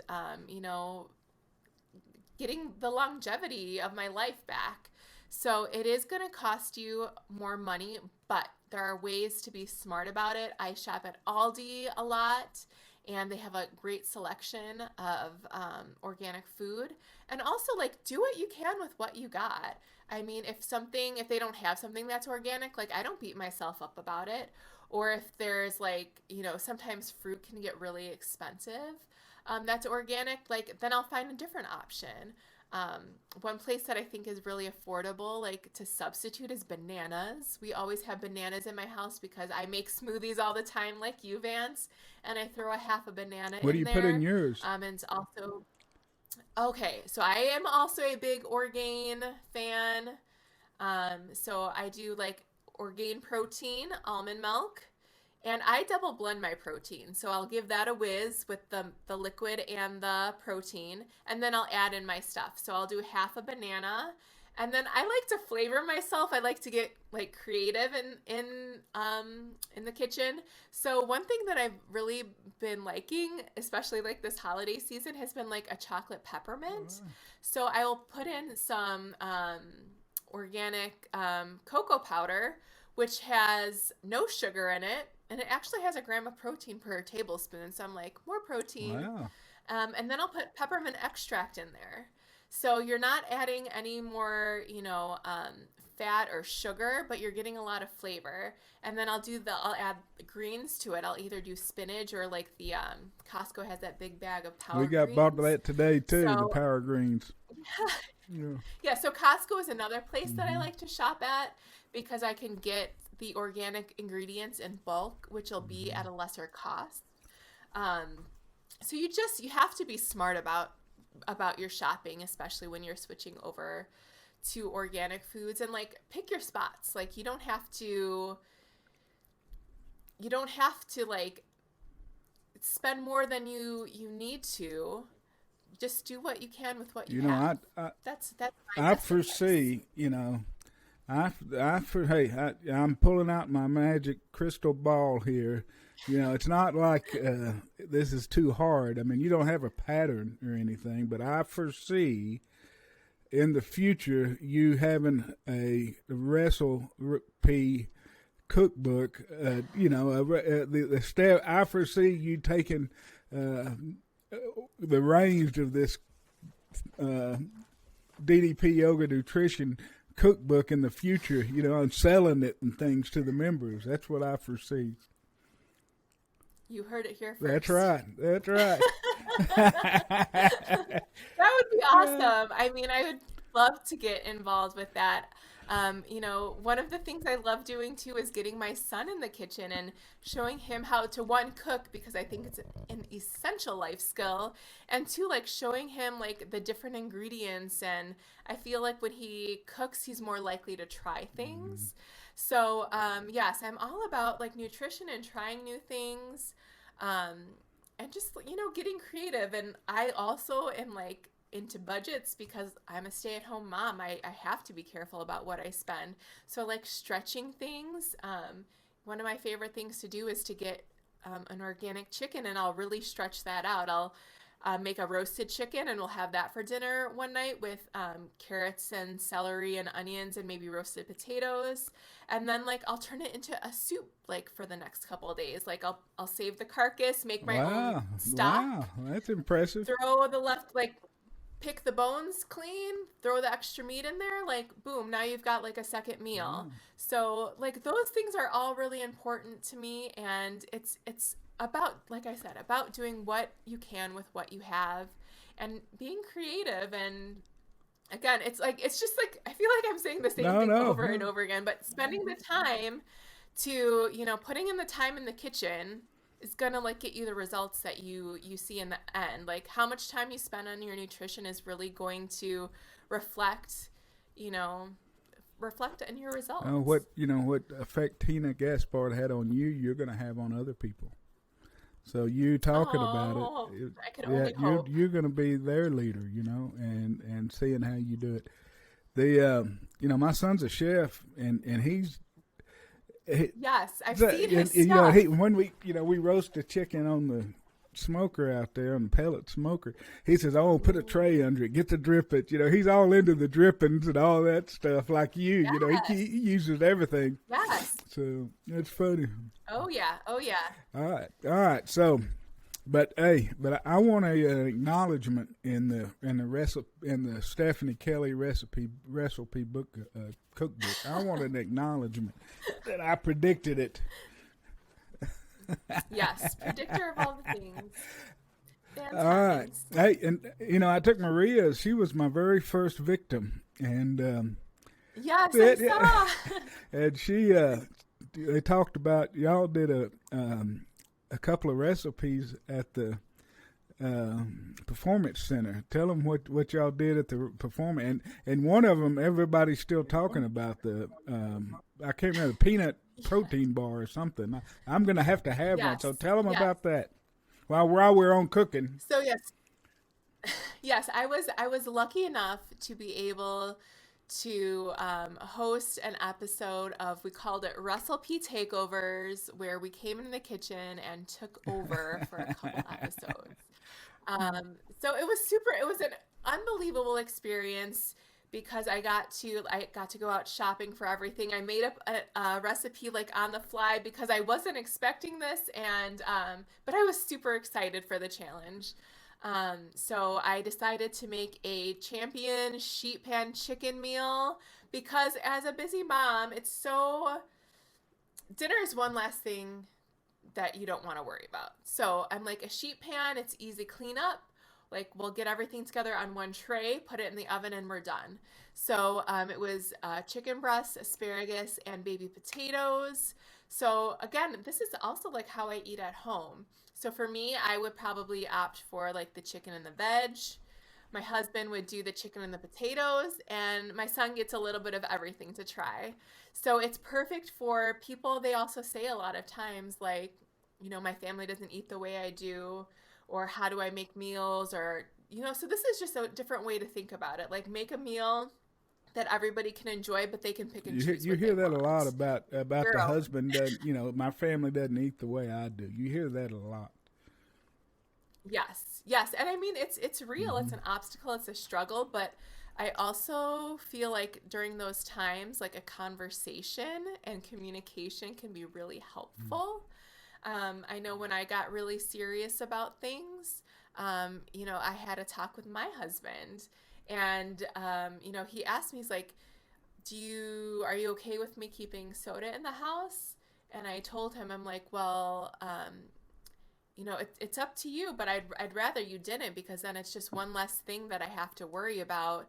I'd rather it not be here so I'm not tempted. And he was like, okay.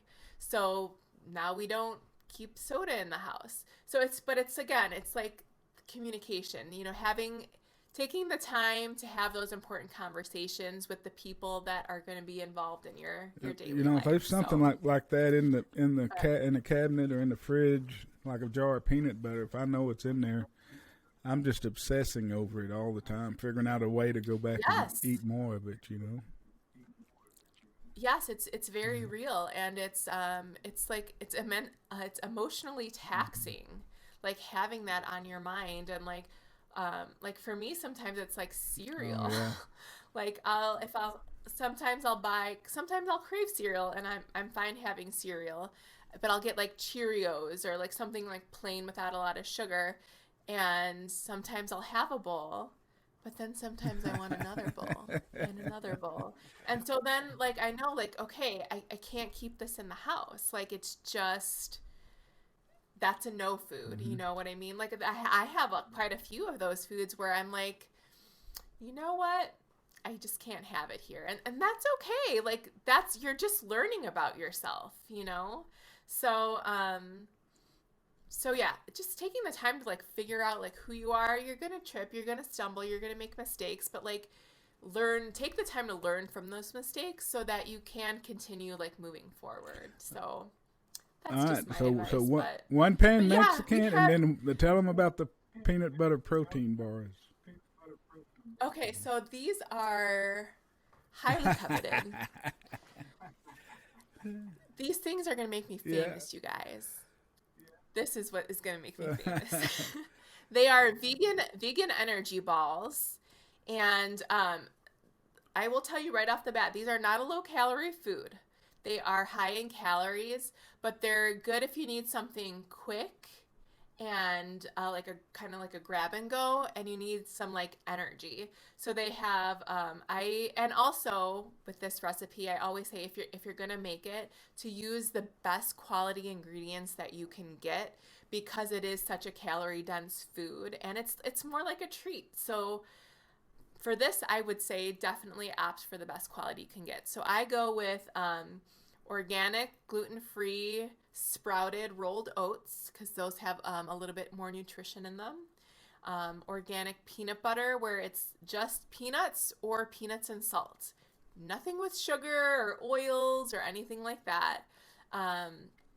Raw agave, sugar-free chocolate chips, cinnamon and salt. You mix everything up together, make little balls. They are like heaven on earth. They're so good. But again, it's not a low calorie food, but what it is high in is it's got good healthy fats for you to keep you satiated, like one or two of them, and like you're good.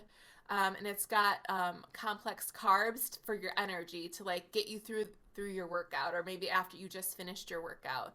So it's going to give you a good pop of energy to help sustain you for like if you're going to be out for a while or anything like that. So again, they're super delicious. They're going to make me famous because they're amazing.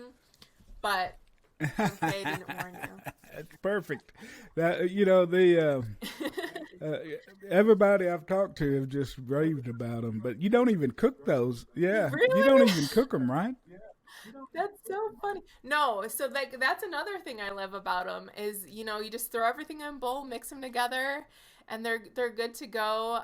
They freeze well, so you can always freeze them. Like that's actually a tip that I use when I make things, and like muffins. I will make cranberry orange muffins for like Thanksgiving morning or Christmas morning or like a birthday. So it's definitely a treat.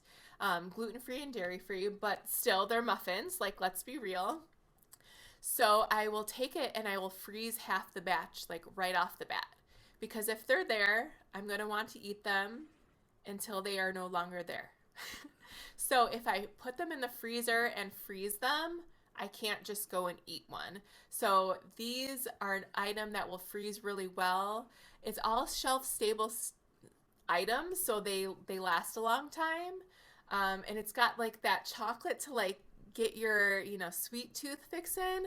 But yeah, it's a great treat to have, and something that you can easily make. Kids will love them. You'll easy to take to like gatherings. Your spouse will love them. Everyone will love them. And if you're allergic to peanut butter, you could use sun butter. You can substitute with any nut butter. Also, if you're not vegan, you could What is use sun honey. butter? Honey, I feel like has a more like robust flavor to it, so you could like switch it up with that. You could add like different things into it. You can do like cranberries, you could do raisins, coconut. I mean, you could like go crazy with it. Add like different extracts. So it's very versatile. You cannot mess it up. I mean, I don't know what they told you when you were talking to them, but we were like literally like eating this out of the bowl. Like we were like screw rolling these things into balls. We're just like eating this like straight up All out of right, the so bowl. And like that, I think that you're was gonna have to yeah. come up with a DDP related name for these things. You're gonna have to come up with it's like the diamond cutter balls or the some kind of DDP Interesting. related names. I don't know if he doesn't get mad about I don't know. Maybe he'd get mad about using his. I don't know. But you got to come up with a catchy name for these things. If this is going to be your Yes. contribution to this the DDP yoga history, you're going to have to come up with a cool name. Yes, I agree. Okay, so right now they are our vegan energy balls, but TBD. TBD. More to All come on right. that. But yeah. So like and like that's what is great about it is I feel like it's so many people can enjoy Yeah. them, All you right. All know. right. You're 100 So, pounds down a year into this. So tell me, yes. did you shoot for did you keep your macros? Did you track things, or how on your? I know you ate gluten and dairy free, organic, non-GMO, but did you shoot for a certain calorie amount, or certain macros, or restrict certain things, or that kind of deal? How did you stay within the bounds of the DDPY nutrition? Yes. So those are all great questions, and I feel like I did things a little Mm-hmm. bit differently than a lot of people. So I never tracked calories. It's not something that I wanted to do, but not something that I was necessarily opposed to doing if I needed to. But I found for me because I stuck with as much whole food as possible and really sticking to like the lean meats and veggies, I didn't have to count calories. Um, and the weight still came off without doing that. And so I didn't track any macros or anything like that. Um, but I did cow dairy free, so I know you're a Manchego fan, and I so love am that I. cheese. So I do like the sheep, yeah, the sheep and the goat cheese. So I Hey, didn't cut hey, out hey! any When whole in food case groups. there's any Costco execs out there, Mary and I went to Costco specifically to get two big chunks of Manchego today, and they didn't have any Manchego cheese at Costco today. Today is February the Wow. 4th, and the Costco is in Cedar Hill or Duncanville, Texas. I don't know which one that was Cedar Hill, I think. So, I am very disappointed that the Costco in Cedar Hill did not have any Manchego cheese today. Wow. That's interesting because they're usually Yes. stocked. But yes. But yeah, so I'll do like sheep or goat cheese. I've also tried some of the Violife cheese. Like I've tried it like in a sandwich, so not like necessarily on its own. Um, and then so I didn't cut out like dairy completely. I still have that a little bit. And then with the gluten free, like I still eat carbs. I feel like sometimes people hear gluten free and they think they have to cut out carbs. I know I did when I first started. I didn't know that I could still eat potatoes and things like that. So I haven't cut out any whole food groups. I still eat sugar from time to time. I just try to be smart about it. So, like in my coffee, I'll use monk fruit sweetener, the sweet drops, instead of, cane sugar. Or I'll substitute coconut sugar because it's not refined like cane sugar is. So I just try to make smarter swaps for myself. Um, and then, yeah, I mean, I did start counting protein macros last June because I was doing a 90-day Jack challenge and to build muscle. And to build muscle, you need to eat protein.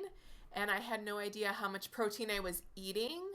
So to be able to be successful in that challenge, I did start tracking my protein at that point. I'm in my second round of it now, so I'm again tracking my protein again. But other than that, I have kind of just like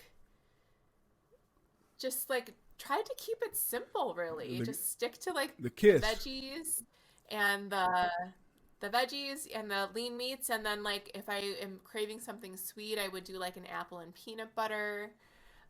Or like if I'm feeling snacky, I like to do popcorn. You do the air pop. Um, so yeah, I just try to, Yeah. yeah, yeah. Or I will, if I'm like on the go, I get a bag of Mm-hmm. Skinny Pop because it's there and it's ready for me, and I get the organic one, so it's 1% better, but 1% in the right direction is 1% more. So All right. All right. So, um, you mentioned the jack straps.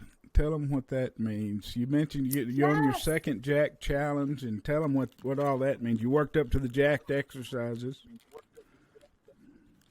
Yes, I am a huge advocate for the jack straps.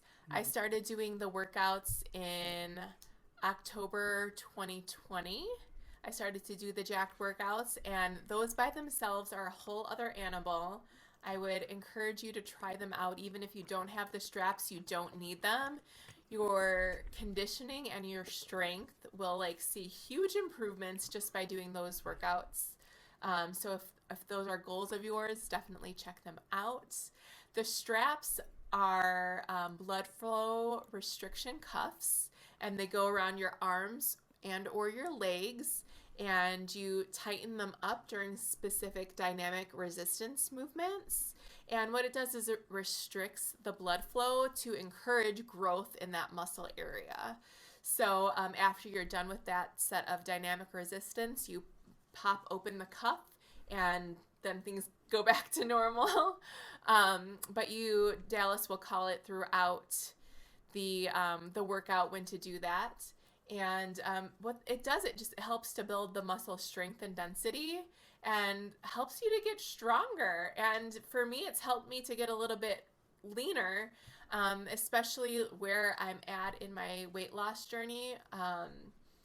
You know, I was maintaining for the second half of last year.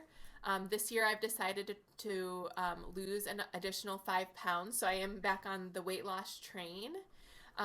But since I have lost 120 pounds, I do have, loose skin, and building the muscle is helping me to tone and tighten those areas. So the jack straps have really helped me improve in that area as well.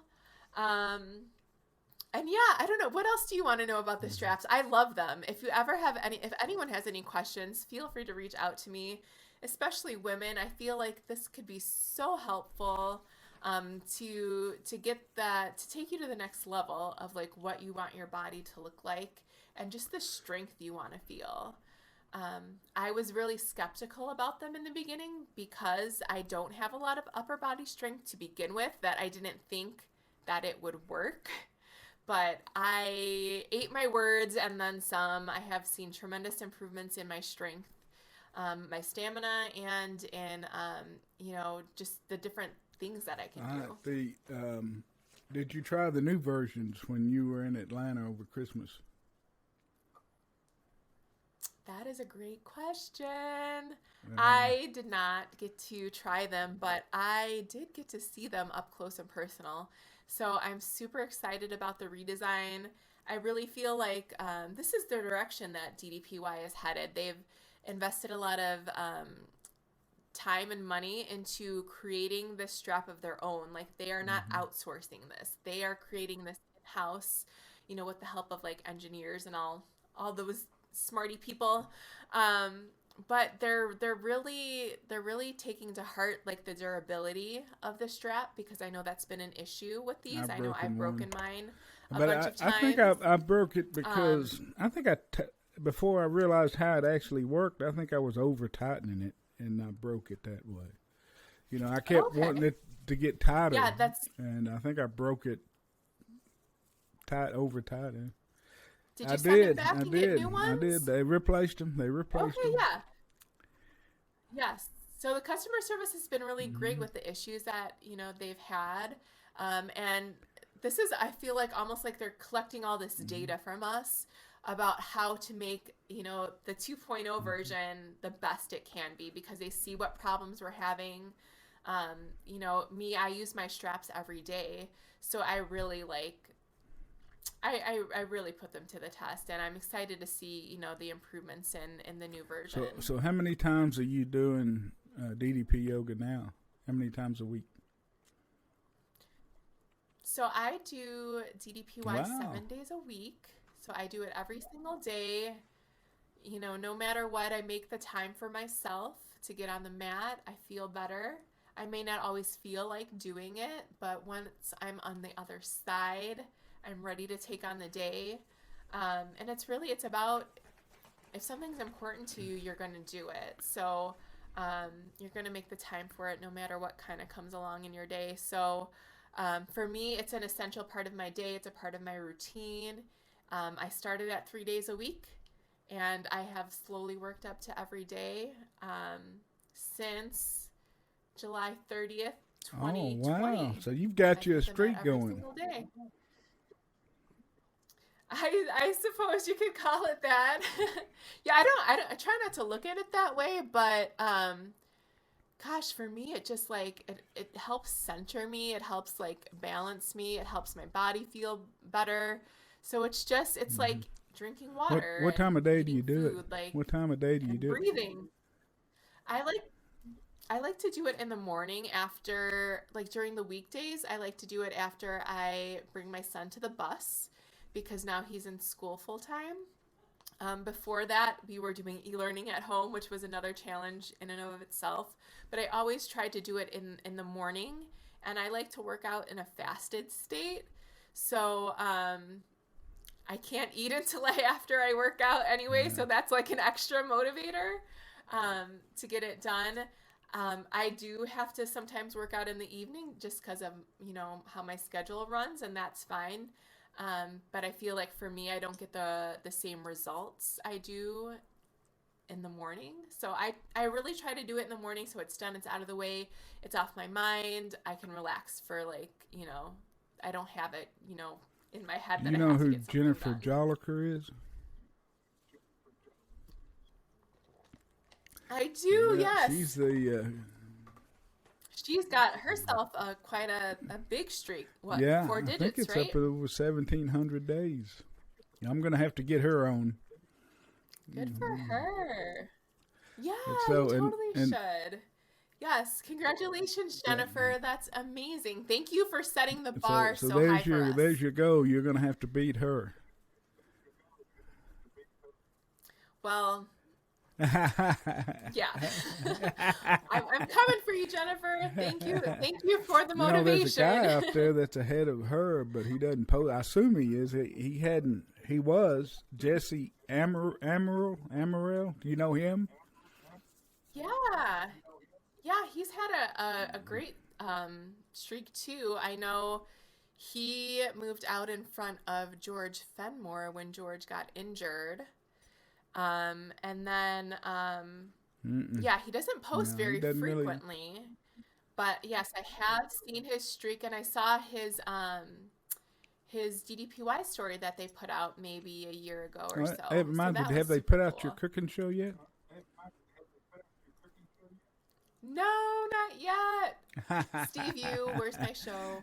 Hey, have they put I'm super excited. have they put Recipe out takeovers. your story from the contest yet? So they did a Facebook Friday on me that they put out on Christmas Eve. And then I believe 2 weeks ago, they debuted my DDPY Ah, story, which was super congratulations! cool. Um, Thank you. Yeah, gosh, I just cried. I just cried at it. It's so hard to believe where I have come from to now and all these like amazing things that have happened. And honestly, like none of this would have happened if I didn't put myself out there. If I didn't, make that post on the DDP Yoga Facebook group, I wouldn't be sitting here today. So again, just like another opportunity to encourage others. It's okay to be vulnerable. It's okay that you're not where maybe you want to be. Put your story out there, and you never know who's watching. You never know what can come out of it. Like, be open to That's the right. Oh, possibilities. absolutely. I mean, everything. I'm sitting here talking to you because I put my story out there. You never know what's going to happen. Yes. And I got That's to right. meet you Well, I get to because of meet you. that. How crazy! So the So crazy. all right. So wait a minute. First, I want to ask you what's the protein. Tell them what the Jack Challenge is and what the protein number you shoot for. Okay. Okay, so it's 90 days of jacked workouts.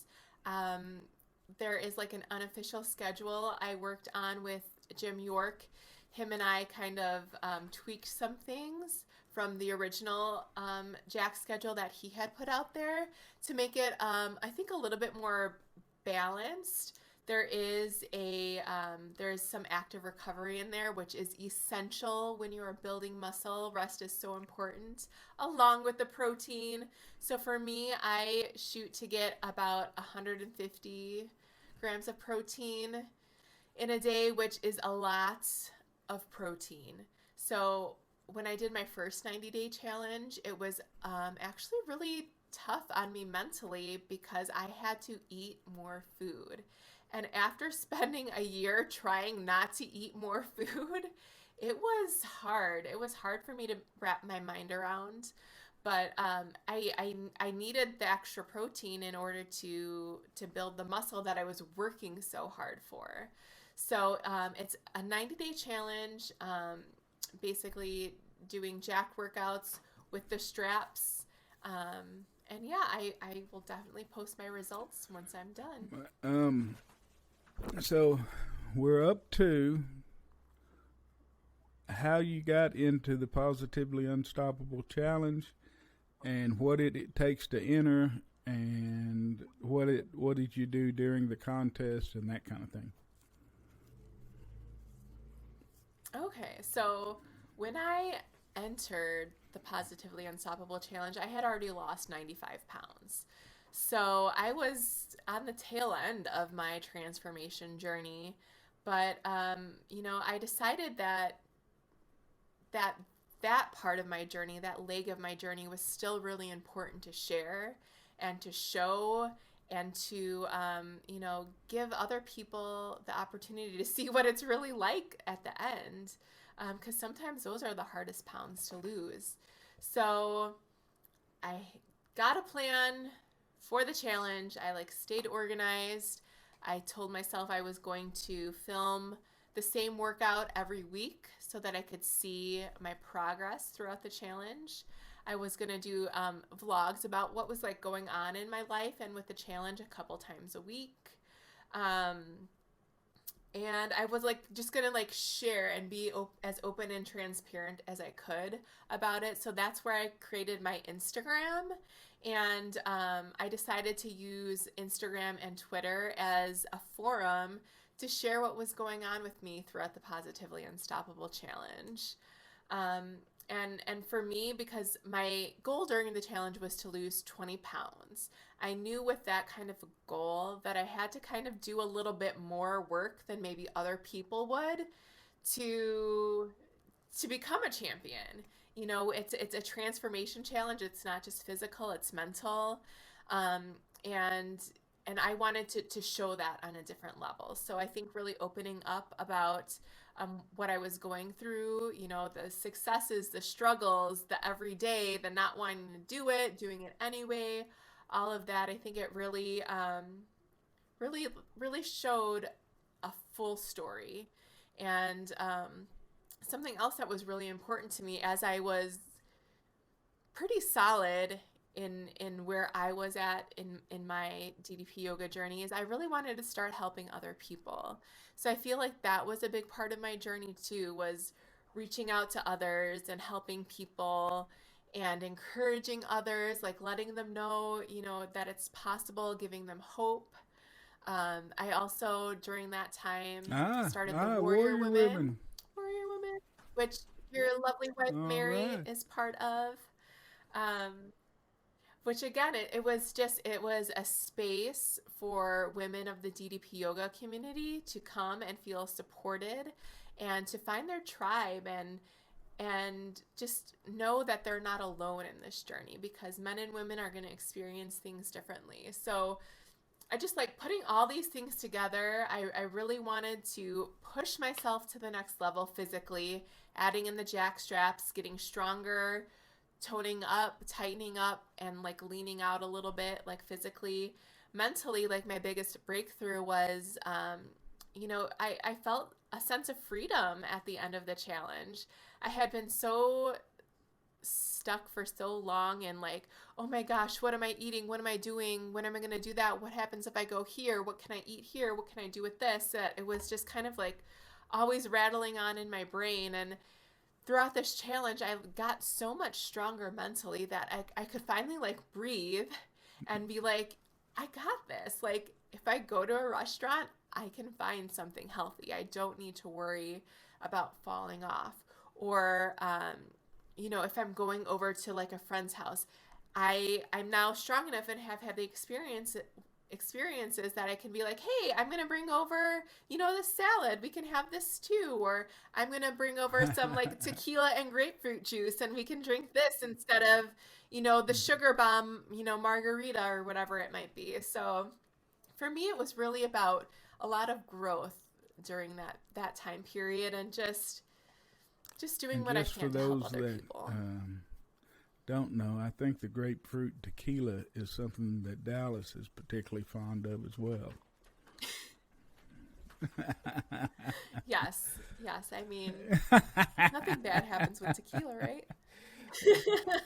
Did you said that there's a bunch of things and I lose them if I don't speak. You maintained it for a year. No, how long have you said you've been maintaining? How long have you been maintaining? I'm for 6 months from June until So the what end of range of weight have you been December. maintaining at? Between See, 180 and I can't. 185. I haven't 4 years now. I'm either on the upswing or downswing. I haven't figured out how to maintain anything yet, and that's my goal in the future. Yeah. Well, so I had this conversation with Thomas Wallen because after my first Jack challenge, I was down to like 176, which I know it's like 180 to 176, like it's 4 pounds, who cares? But like, I feel like for me at that weight, like there was a noticeable difference. So when I wasn't at 176 anymore, I was like mad, like why can't I stay here? And he was like, that was your bottom, like your absolute lowest when you're going hard 120 miles an hour. That was your low, like you can't stay there. And once I like realized like, oh yeah, you're right, like I can't be, you know at 120% every single day of every single moment. um there's gonna be a fluctuation, and for him, he said, like a 10 pound, like your low to your high, like that's totally normal. So like for me it would be between 180 and 190. Like if I get up to 190, like that's like there's something more happening. So for me, like my medium is between like 180 and 185. And now I'm trying to, my next goal is to hit 175 and have my maintenance be between 175 and 180. So it's just like, I guess it's just kind of accepting certain facts. Like your lowest isn't gonna be your lowest forever and always. You know what I So, mean? well, that's a So, good point. I mean, I've hit but 219 yeah, twice, but maintenance is I tricky. was only there for one. I mean, one weigh in You both can't stay times. there. Yeah. I couldn't keep it. Yeah. I could range in the 220s for a little while, but shit, I always going up. All right, you talked about. I want to talk about this. I keep jumping you around. We're going to get back to the contest, but you threw out a lot of things that I want to pull out and talk about for a minute. And one of them is the social Yeah. media. Is how what if I've been asking? It has been such a important part of my journey, and I've been asking how it's affected other people's journeys, and and you've touched base a little bit about it, especially opening up on Instagram and Twitter. But tell me a little bit about how social media has affected your journey. So for me, it's been really positive. I feel like the people that are following me and the people that I interact with have all been really positive, and we're all kind of headed in the same direction of wanting to be, the best versions of ourselves. So we're in this mindset where, we're encouraging each other and we're helping one another, get to where we want to be. For me, I try to post daily or maybe every other day. So I don't necessarily put any expectations on myself about it, but I kind of have a routine at the same time. I don't really like plan out too much what I'm going to post. It's just kind of like what's happening.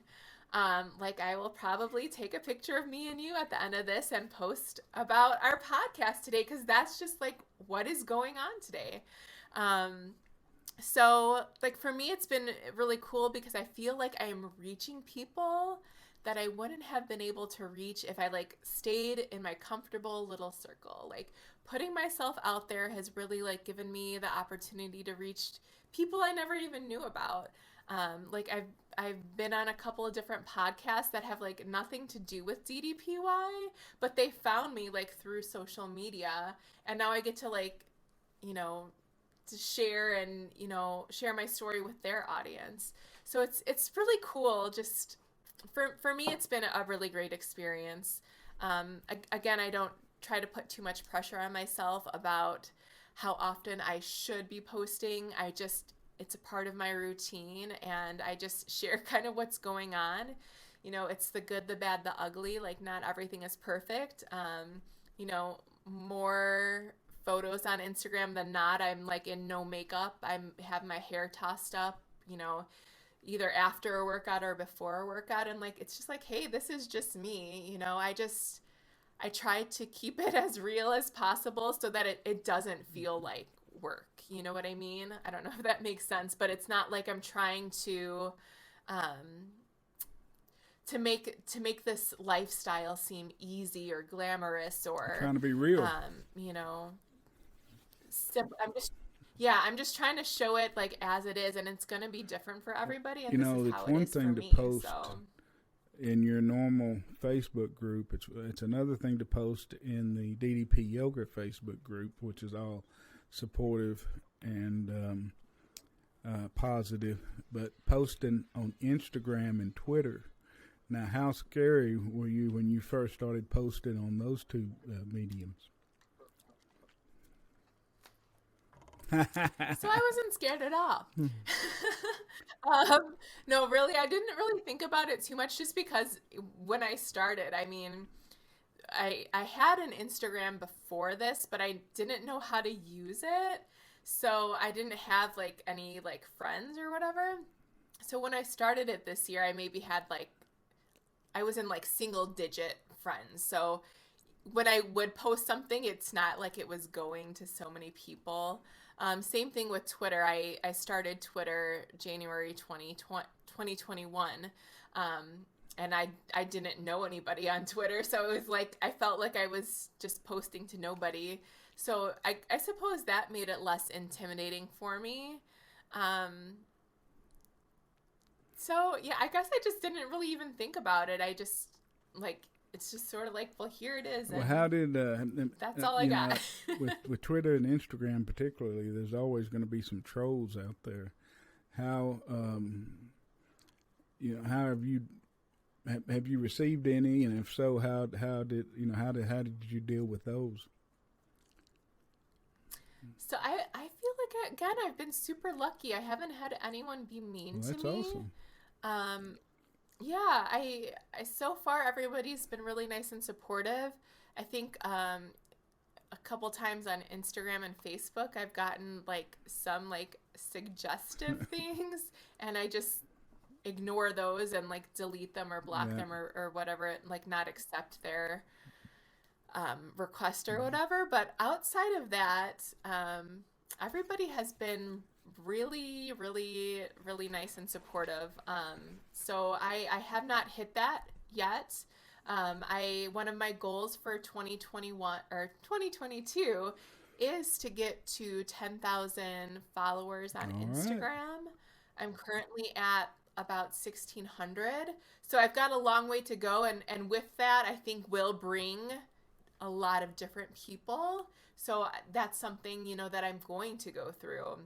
and that's an experience that I'm going to have to work through and figure out how I'm going to handle that. And but I'm hoping I'm just like mentally in a place where I can, you know, either like just ignore it or, you know, turn it around into a Yeah, I positive. mean, that's what you have to do. I really think, that some of those people think it's a sport, that they say the meanest, awfulest things. I mean, I'm not talking about the creeps now that are, hitting on you, but I don't have any of those. I imagine it's different for you, but yeah, You no, don't know.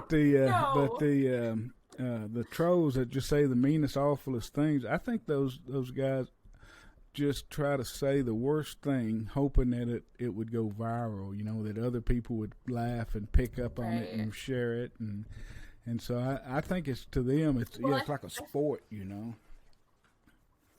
yeah, and your success, like I feel from what I know, I feel like it took off so fast, so quickly that like you didn't even get the chance to like work into that. You Hmm. know what I mean? It was just like from my perspective, it seemed like you just like came out of nowhere and like were all It was over the crazy. I place. can tell you that. It went. I mean, Yeah. they released it December 26th, and it was just like we were camping down at Goose Island State Park. We'd go down there for my birthday, and so I'm sitting here, poor reception. I keep looking at my stuff and looking at it, and it's just crazy. You know, it took Wow. me weeks to answer everybody. But anyway, Oh yeah. Well, the fact that you even did that, I yeah. mean, that's But incredible. it's social media. There's a lot of positive. I mean, I would never have gotten involved with DDP yoga if it wasn't for social media. Right, So it's right. crazy. Yeah. All right. The one thing I want to ask you, and you've brought it up, so I'm going to go back and ask you now, because I asked everybody that's lost a bunch of weight, because they always ask me. One of the first questions everybody asks me is, "What about loose skin?" How do you handle those questions? Because I'm sure you're getting them too.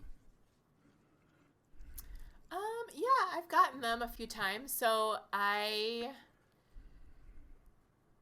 people usually ask me what I do about it. So I talk about, you know, I've used the jack straps. It's helped me tone like my arms. It's actually helped me tone my midsection quite a bit too. I also in my protein smoothies, I add collagen peptides from Orgain, which I absolutely love. I feel like that's made a big difference not only in the elasticity in my skin, but in my hair as well, and for my joints. So, I mean, loose skin it comes with the territory, I suppose. For me, it's right now for me, it's a reminder of how far I've come and where I don't want to go back. I'm sure as, you know, my journey evolves, my feelings will evolve too. I'm hoping to continue. I'm like I said, I'm 36, so I'm hoping I'm close enough to that young enough side that I can get a little bit of like the tightening still, but I mean, who knows? Um, so I mean, it's crazy. Like I've lost weight in the weirdest places, like my forehead. Like I never used to have these like wrinkles, but now they're like so deep because I apparently didn't know I needed to lose Forehead weight in my fat. forehead. What is up with that? And then like uh, I don't know uh, if you can see it on camera, but like under my skin, I have like some skin that like yeah. bunches here because I lost weight in Yeah. my in my middle neck area. It's amazing Um, where all and fat then accumulates in it. yeah, but like it's still definitely Yeah. in my gut. Like you left my forehead, but you stayed in my stomach.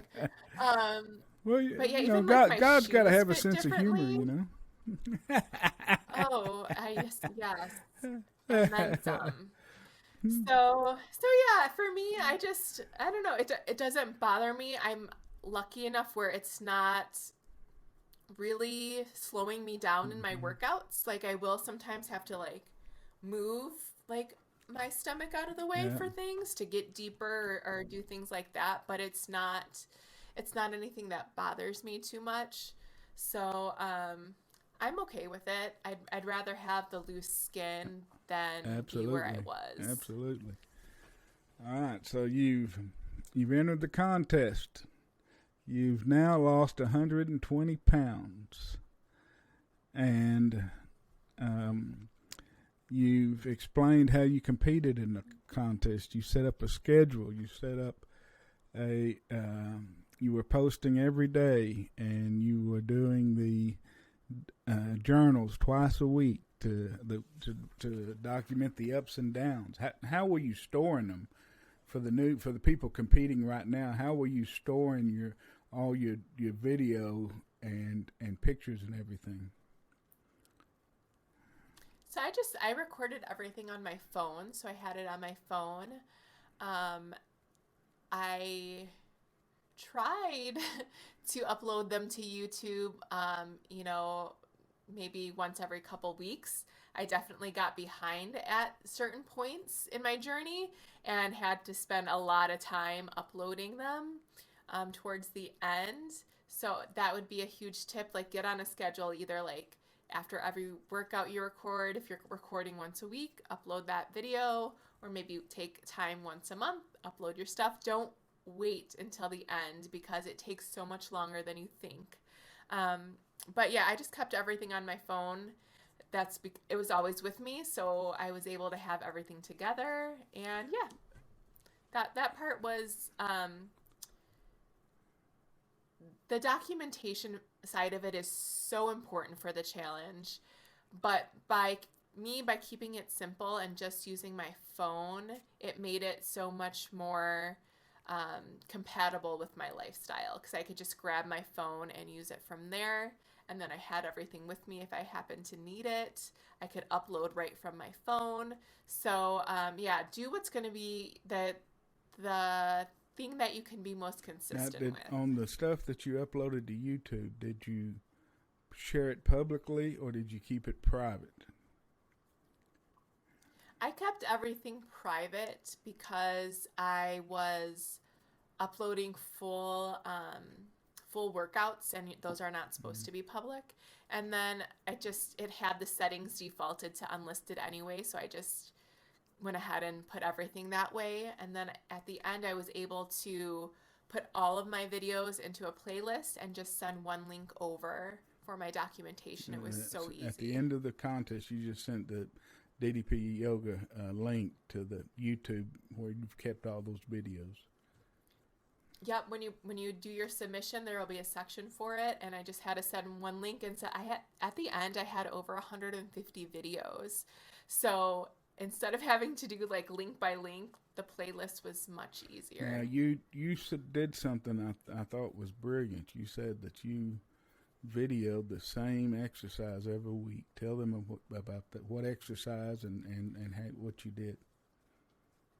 Yes, so I filmed jacked shoulders and traps O2 workout every week.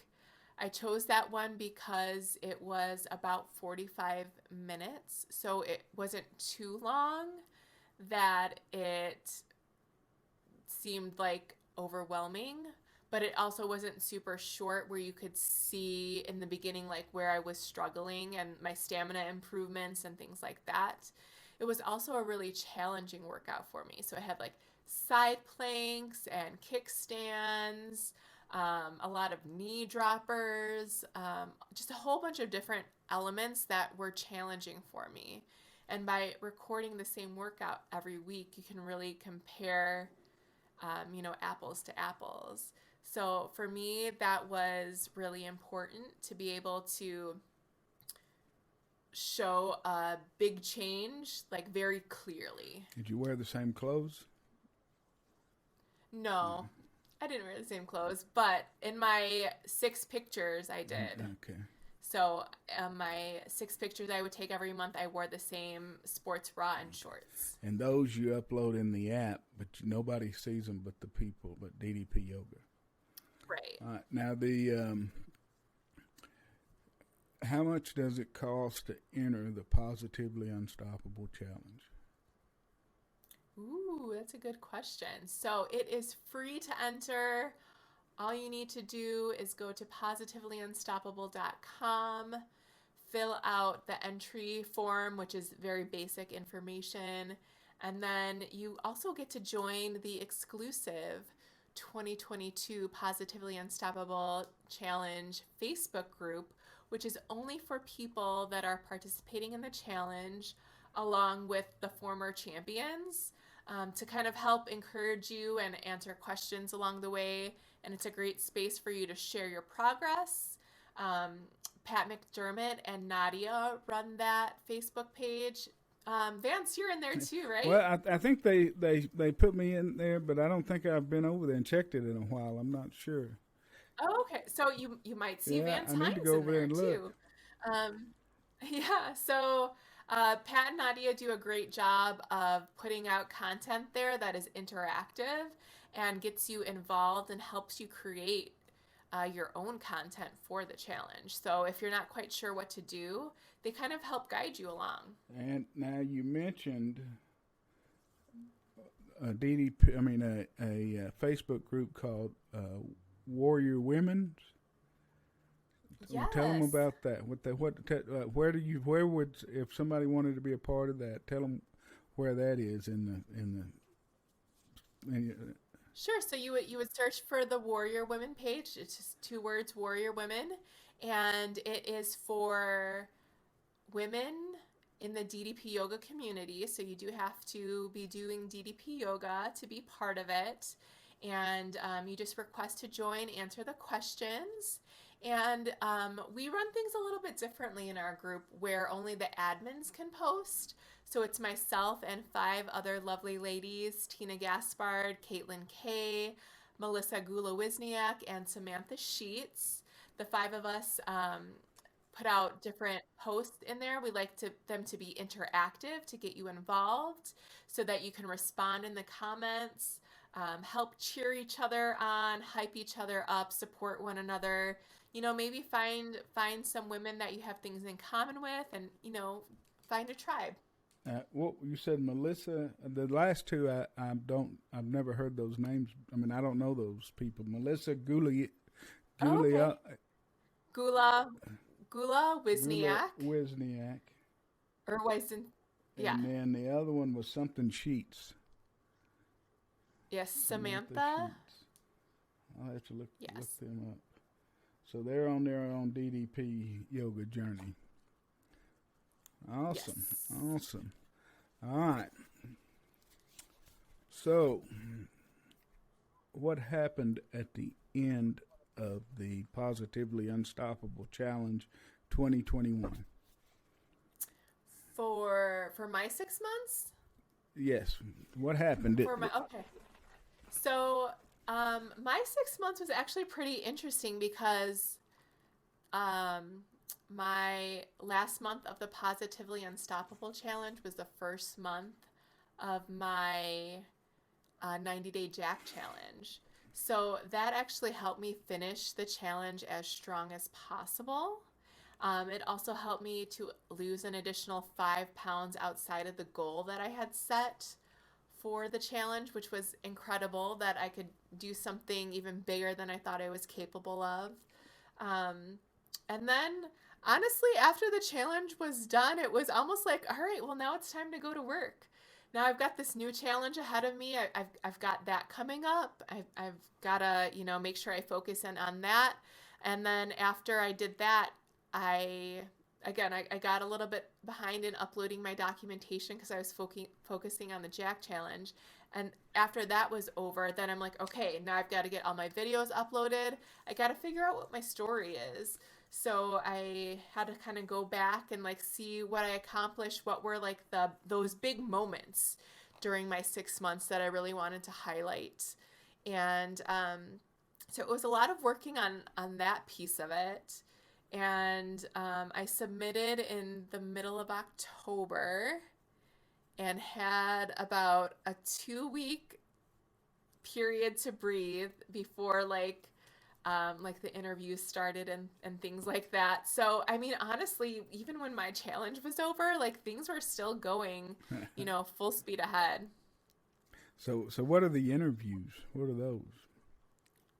So they selected, I think they said it came down to like 14 people this year that they wanted to interview and ask, maybe clarifying questions or just, meet you or whatever they wanted to do for you. So for my interview, I met with, I think, like 6 different people. It was like a Zoom interview, and they asked questions, and I answered the best I could. I was super nervous because one, I was just excited to be considered, and two, I didn't really know what to expect. So that was maybe about an hour, 45 minutes to an hour or so. Um, and then like you don't hear anything, and you're like, oh no, what's happening next? And then like, from there I got a follow-up interview. So I was excited about that. And on that one is when Dallas, told me that I was one of the champions. All right. So that was incredible. How did he tell you? So he kind of, I want to say he kind of downplayed it at first. Um, and was like, there were a lot of people this year, more than we've ever had. It came down to 14 people. So like when he said that, I was like, oh, okay. So I was nervous, and then he's like, and I've got to tell you, he's like, you're one of the champions. I was like, oh my God. So that was so cool. I had nothing prepared. Like, I like to be prepared for things. I like to know what I'm talking about. And I had literally nothing to say. Like, it was right here where I found out that I was a champion. And I was just like, thank you so, so, so, so much. I can't believe this is happening. You work so hard towards something, and, to be able to accomplish something like this is huge. So it was really incredible. And my husband was standing at the doorway. I didn't realize it at the time. But when I like got off the call with him, I just like kind of sat back and like looked, and he was there, and I was just like, we did it. And I was just like crying, and like to share that moment with him, because like he had my back throughout this whole challenge. Um, right off the bat in the beginning, I told him, I'm entering this challenge. Like I want to win. Like I had a big desire to win. And I'm like, I'm going to need your help. I'm going to be asking you to take, pictures and videos of me all the time. I'm going to be annoying about it. But I really want this. And like documentation is like the essence of this, challenge, like that they need to see it. So he was all in with me. So to be able to have that moment with him, like, and for him to see, like, Dallas tell me that, it was amazing. Well, well, what did you win? What comes with winning the challenge? So we got to go down to Georgia, to Atlanta. So they flew Dan and I down to Atlanta. We were there for, I think, 4 nights and 5 days, even though the last day doesn't count because we were there super, super early at the airport. But it was just like their whole thing is they wanted to create a one-of-a-kind experience for the 6 of us to be able to bond and, really become a family. And they kind of like did like little things for each person that were like really, really special. For me, it was like the Russell P thing that happened. Like that was super, super awesome and a dream come true. We got to go to an AEW wrestling show and got to go backstage, which was awesome. We got to be front row for some of it as well, which was, I've never been front row at a professional wrestling show, so that was super cool. We had our interviews done and a photo shoot done, which was really fun to do. And we got to do a workout with Dallas that was filmed. So that was one of my goals, was to be in a workout on the app. So that was another like dream come true that happened. So yeah, it was just so many things that they did for us to really make us feel special. Big shout out to Steve Yu. He is the one that wrangled us the whole weekend, and with 12 plus people, that is not easy. And then they surprised us by bringing candy down, so that was awesome. And then they surprised us again with you coming down. That was crazy. So I mean, it was just magical, just a magical experience all around. And you got to go to the Christmas party. Oh yeah, see, oh my god, so much stuff. And then we got to go to Dallas's house. Like, who gets to do that? Yeah. Um, so yes, they were very welcoming to us and like treated us like family there. We got to go a little bit early, and he autographed my copy of Positively Unstoppable, which was like super nice of him. All right. Um, So proud of you. yeah. So just, I mean, incredible. And for me, it was like being at a red carpet event because I was like meeting all these celebrities. Like I know I had met you a little bit earlier in the day at Top Golf, but like you are definitely one of the DDPY celebrities. Oh, I do for sure. Meeting Brittany Page was awesome because I love watching her on Russell Peace, and I love what she brings, being a mom and being in the workouts. I love seeing her on the app. Got to meet Josh Nair, who is like the director of the instructors. You probably work with him a lot. And then just so many people. Mark Mero was there. We got to meet him. Ace Austin. Ted, I got to meet Ted. That was super cool. 87. And we 86, got to watch, 87, yep, 87. 87, yeah. And we got to watch the premiere of his Usher video. That was so cool. I mean, Ice Train was there. I'm trying to think. Yoga Doc, that was amazing. Terry. Yes, so many people. And like, so like with you and Maria, it was like you both live in Texas, but you met in Atlanta at the Christmas party. Yes. So for me, I have a wonderful woman that I became friends with through the DDP Yoga page. Her name is Kim, and she actually happens to be Paige's cousin.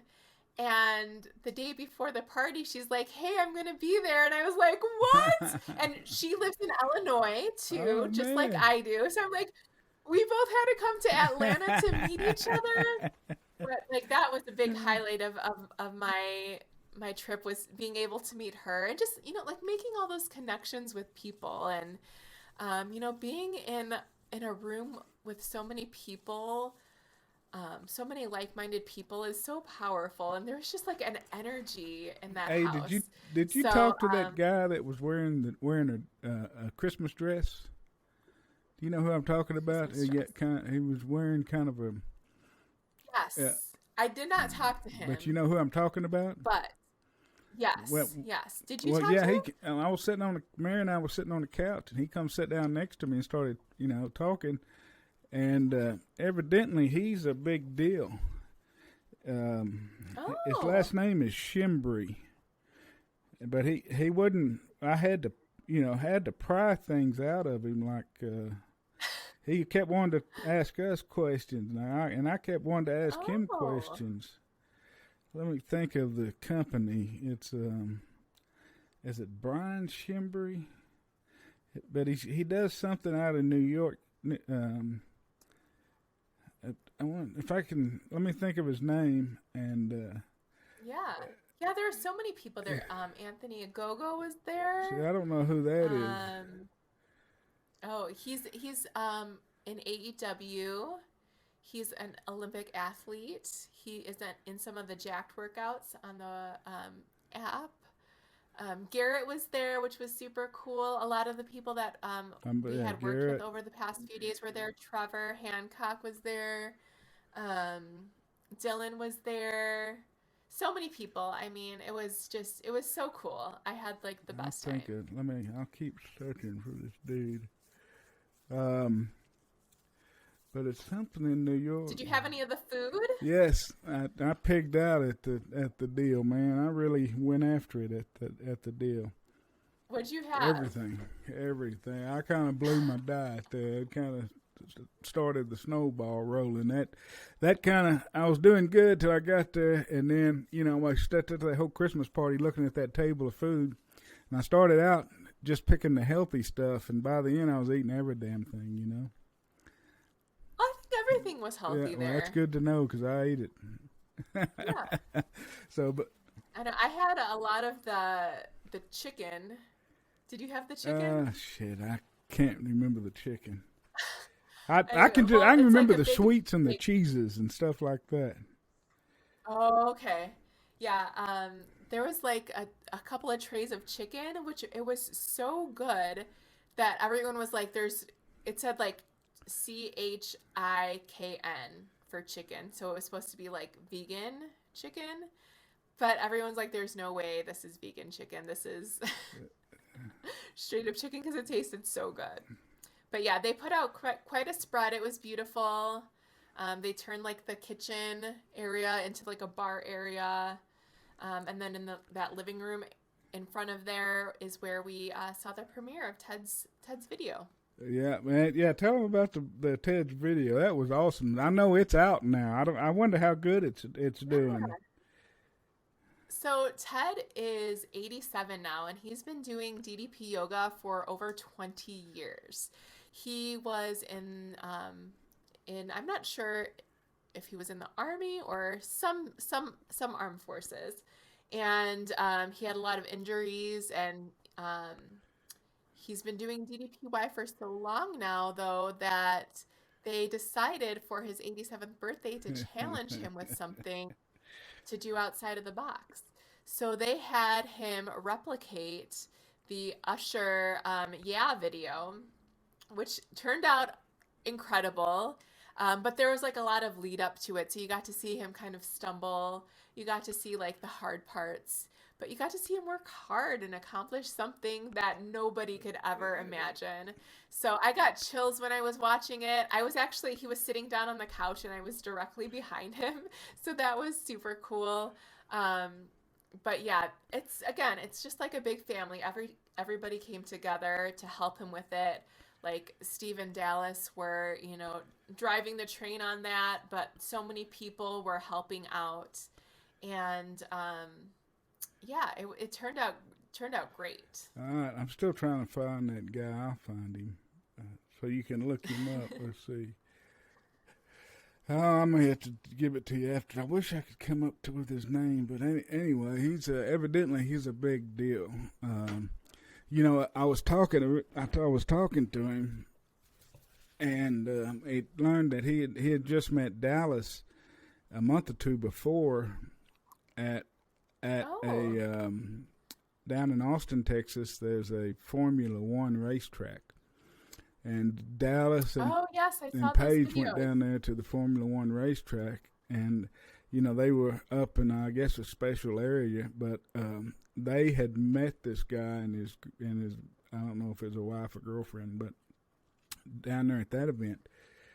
But he was, and I kept prying out of him how he knew Dallas. Why? Everybody there has a backstory of how they kind of get into Dallas's life. But and he said, I said, well, he was at the Formula One racetrack at the invite of Ferrari, and he was naming off all these big, Fortune 500 companies. And he just kind of blew over it, and he went on talking something. I said, wait a minute, go back. I said, Ferrari invited you to a Formula One race? He said, yeah. So that's how we got started talking. But I can't remember his damn name. But he was a hoot. I'll send it to you so you can look him up. I wish you'd have gotten to talk to him because he was a pretty intense dude. Yeah, yeah, there were so many people there. I wish I Yeah. had more All time. right. All Maybe right. next So year. you've won the competition. You've lost 120 pounds. Oh, and you won. You get some money for winning the competition too, and a belt. Yes, yes, You the get the belt. cool belt, and yes, you got Yes. you. So now you can tell your husband he doesn't own a belt. He may ref, but he doesn't own a Well, belt. that's not entirely He does own a accurate. belt, huh? There, there, there is another belt Oh in this man. house. For our wedding, his best man had a custom made belt made for him that said "Wedding Champion" Wedding on champion. it. Um, That's awesome. yeah, so he has he. I'm Yeah. not the first person in this house with the belts, but yes, I think we might have to start That's, making like a that's belt right. room. You're gonna have to start a room like Dallas's Yeah, room with all the, all the yeah, accolades and photos and everything around you. right. Yeah. Oh my gosh, All that's so right. funny. What's next for the Stephanie Kelly train that keeps rolling? So yes, so 2022 I've got big goals. So we talked about a couple of them. I'm looking to lose another 5 pounds, which would bring me down to 175 and a total of 125 pounds lost. So that is a big goal for 2022. I am also looking to get to 10,000 Instagram followers because I want to share as much positivity to as many people as possible and just spread the word. And I post about all things DDPY, food, fitness, fun, and family. I'm also, one of my goals is to get back to the performance center sometime this year. I don't know when, I don't know how, I don't know why, but it has been inked and it is a goal for me for this year. Um, and I am doing the 90-day Jack challenge, so my goal is to complete that as well. Is your husband still getting on the mat with you? He does once in a while. So he doesn't do it every day like I do, but what we do now is it's like a new tradition for us to do it for special occasions as a family. So like Valentine's Day, Mother's Day, birthdays, like anything like that we're celebrating, like for me, he will like have it arranged where he'll get the mats out and I'll do a workout together. What about your son? Is it? I mean, you told me his name. Is it Connor? Connor, yeah. Connor. Okay. Does Connor get on the mat with you? He does sporadically. So it's a little tougher for him to hang for a long workout. He does not have the attention span for it. So if we intentionally do a workout, it'll be one of the kids' workout. It'll be either the beginner or the intermediate one, because those are both under 30 minutes, and he can hang for that. Sometimes he just likes to pop in the middle of the workout and do some things with me, and when he's done, he's out of there. So it really just depends. But I love that he is growing up seeing me take care of myself.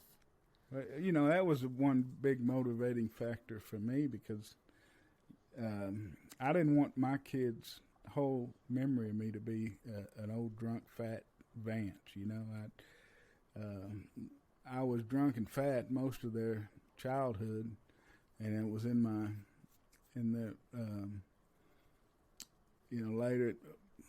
I was fat their whole childhood basically, but at least I didn't drink the last 4 or 5 years. I sobered up and didn't drink. So it was, that's the kids. That can be a super motivating factor.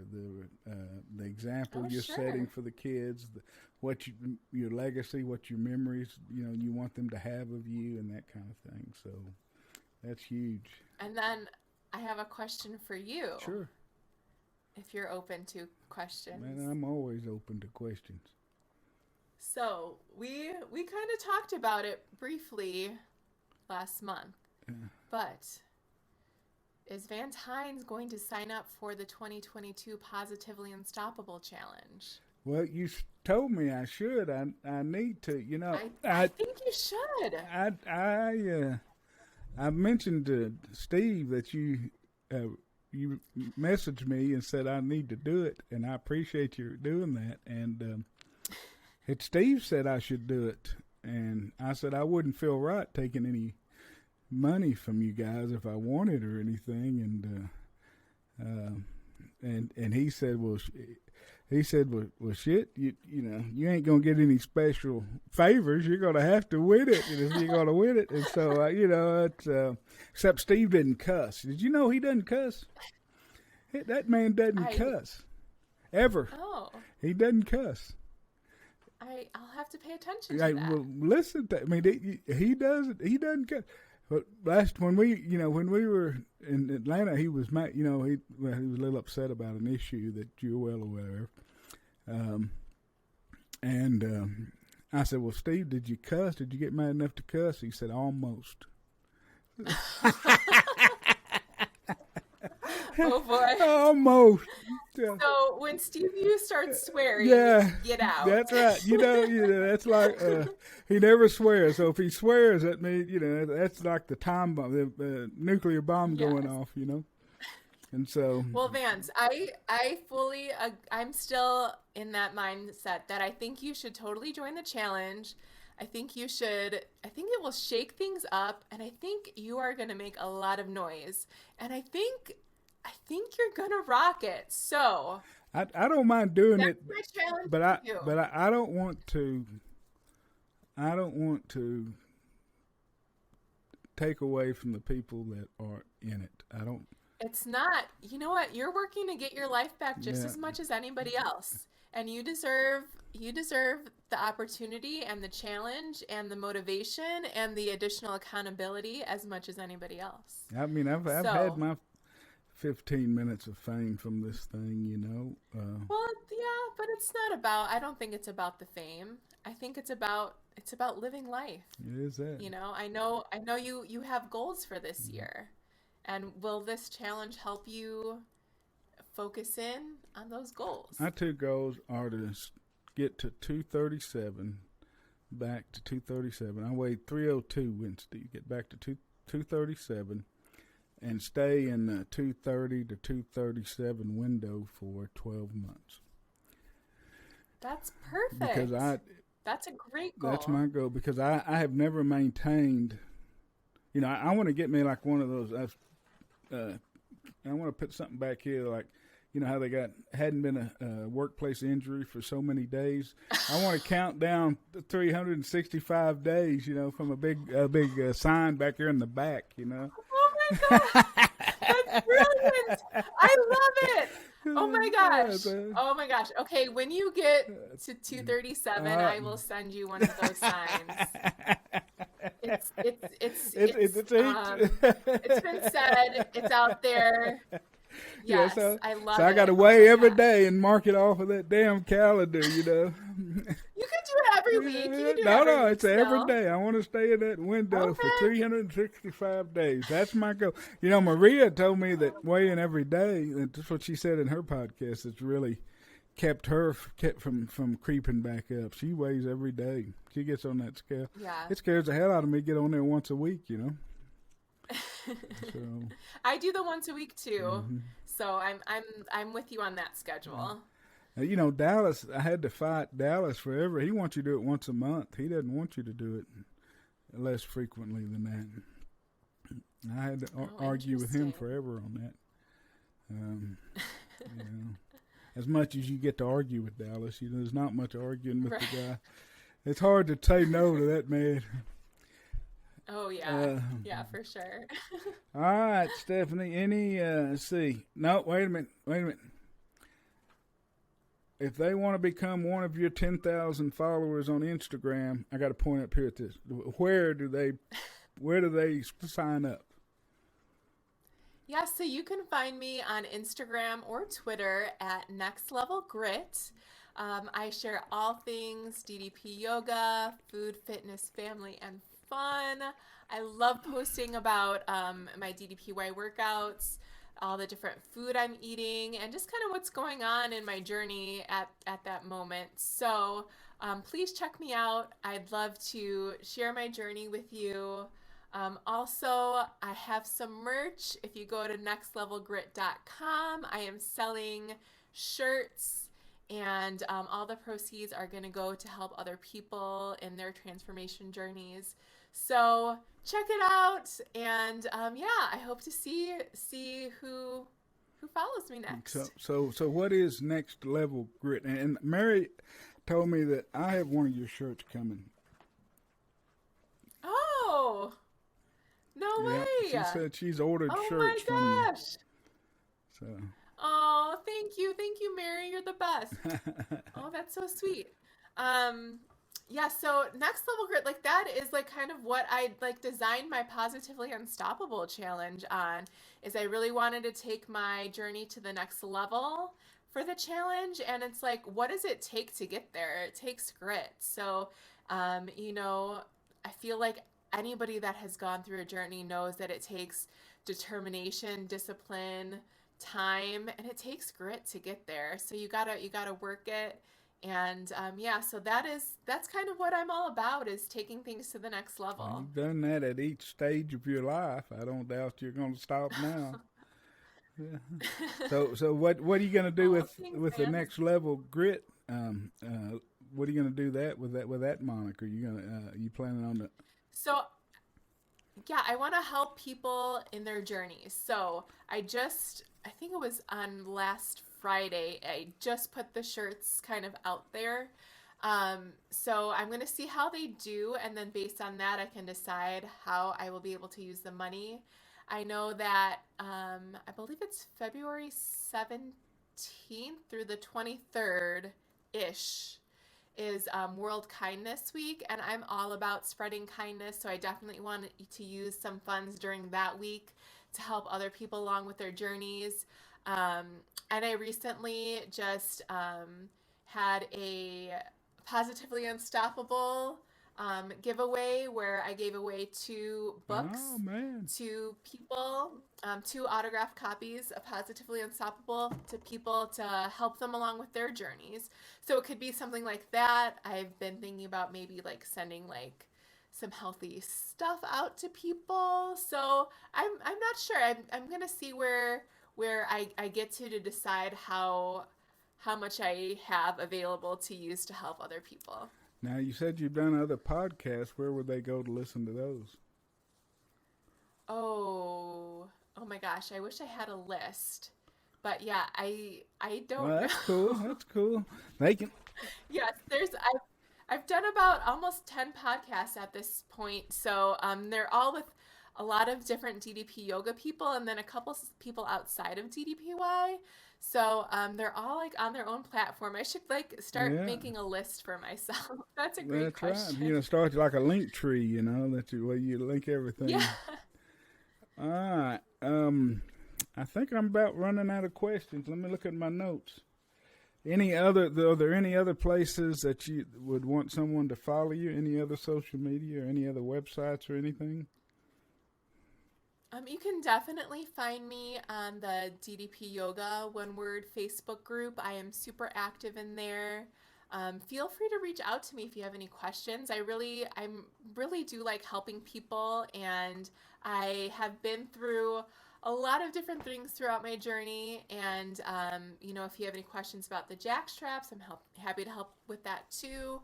Or questions about the Positively Unstoppable Challenge, I'm happy to help you. All right. Well, Stephanie, thank you for letting me jump on you. Is there anything else you want to say before we get off? Anything else that I missed that I didn't probe you about? I just want to say thank you so much for thinking of me, Vance. That was super nice, and I'm so glad that we got a chance to chat. And again, it was like so awesome to meet you in Atlanta, and I love that we can like have this, you know, friendship outside of it, and just you know show people like it's more than a workout. It's about a lifestyle. It's about connecting with other people, and yeah, just thank you for It's having well. me. I mean, it was a great point. It's a community. It's a lifestyle and a community. A positive. What Dallas and Steve has done is created a positive and supportive community. Um, that like it's unbelievable on the internet in this day and age. And they fight so. The Facebook group, which is not even part of the DDP Yoga group, is all positive and supportive, and it's just amazing what all they do. Um, I just can't recommend the program enough. I really think that this DDP yoga is the closest thing that we're gonna see to the fountain of youth in our lifetime. I mean, it gives people their lives back. Yeah, I always say the world needs DDPY. Well said. Well, have you had any trouble with your SI joints or plantar fasciitis since you started doing DDP yoga? No, it's completely gone away.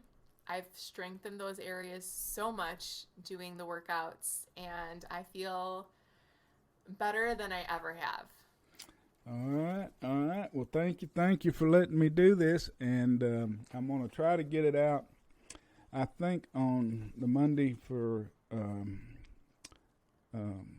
whatchamacallit, what's coming up? Valentine's, the 14th. The 14th. Oh, Yeah, I'm gonna try to put you out on the Valentine's Day, because I took Brian's last week during the week sometime, so I'm gonna go ahead and try to get his out this Monday, and then get yours out next Monday. So y'all have anything special planned for Valentine's? not yet, but it's on a Monday, so Connor will be at school, so we'll probably hit up a date. All right. Yeah. Well, that sounds like fun. Well, congratulations on winning the Positively Unstoppable Challenge and changing your life and losing 120 pounds and giving back to the community. I mean, you're definitely going to inspire millions of people. There's going to be other people out there citing Stephanie Kelly, like you did Tina Gaspard in this podcast. Oh. So. Oh, thank All you. right, Stephanie, thank you. I think I took enough of your time. Shit, we just hit 3 hours, so Oh, there we all go. right. So I'm gonna shut her down. I'll turn her off, and thank you for coming. And I will keep doing what you're doing, spreading the love. Awesome. Thank you. Bye. Bye. Thank you for listening to the podcast today. I'm your host, Vance Hines of Transform with Vance, where transformations begin every day. Please take a moment, if you will, if you like the podcast, to subscribe and follow, and you can find us on social media as well, either under Vance Hines or Transform with Vance. Please tune in and subscribe to our feed. You'll be able to hear lots of transformation stories. I'm in search of interviewing as many transformations as I can find. So if you have a transformation that you would like to have someone interview and have and appear on the podcast, just send me the name and number, message me, and I'll reach out to them and try to get them here. But no matter what, a better life begins on the mat. Get on the mat and start your transformation today. Thank you.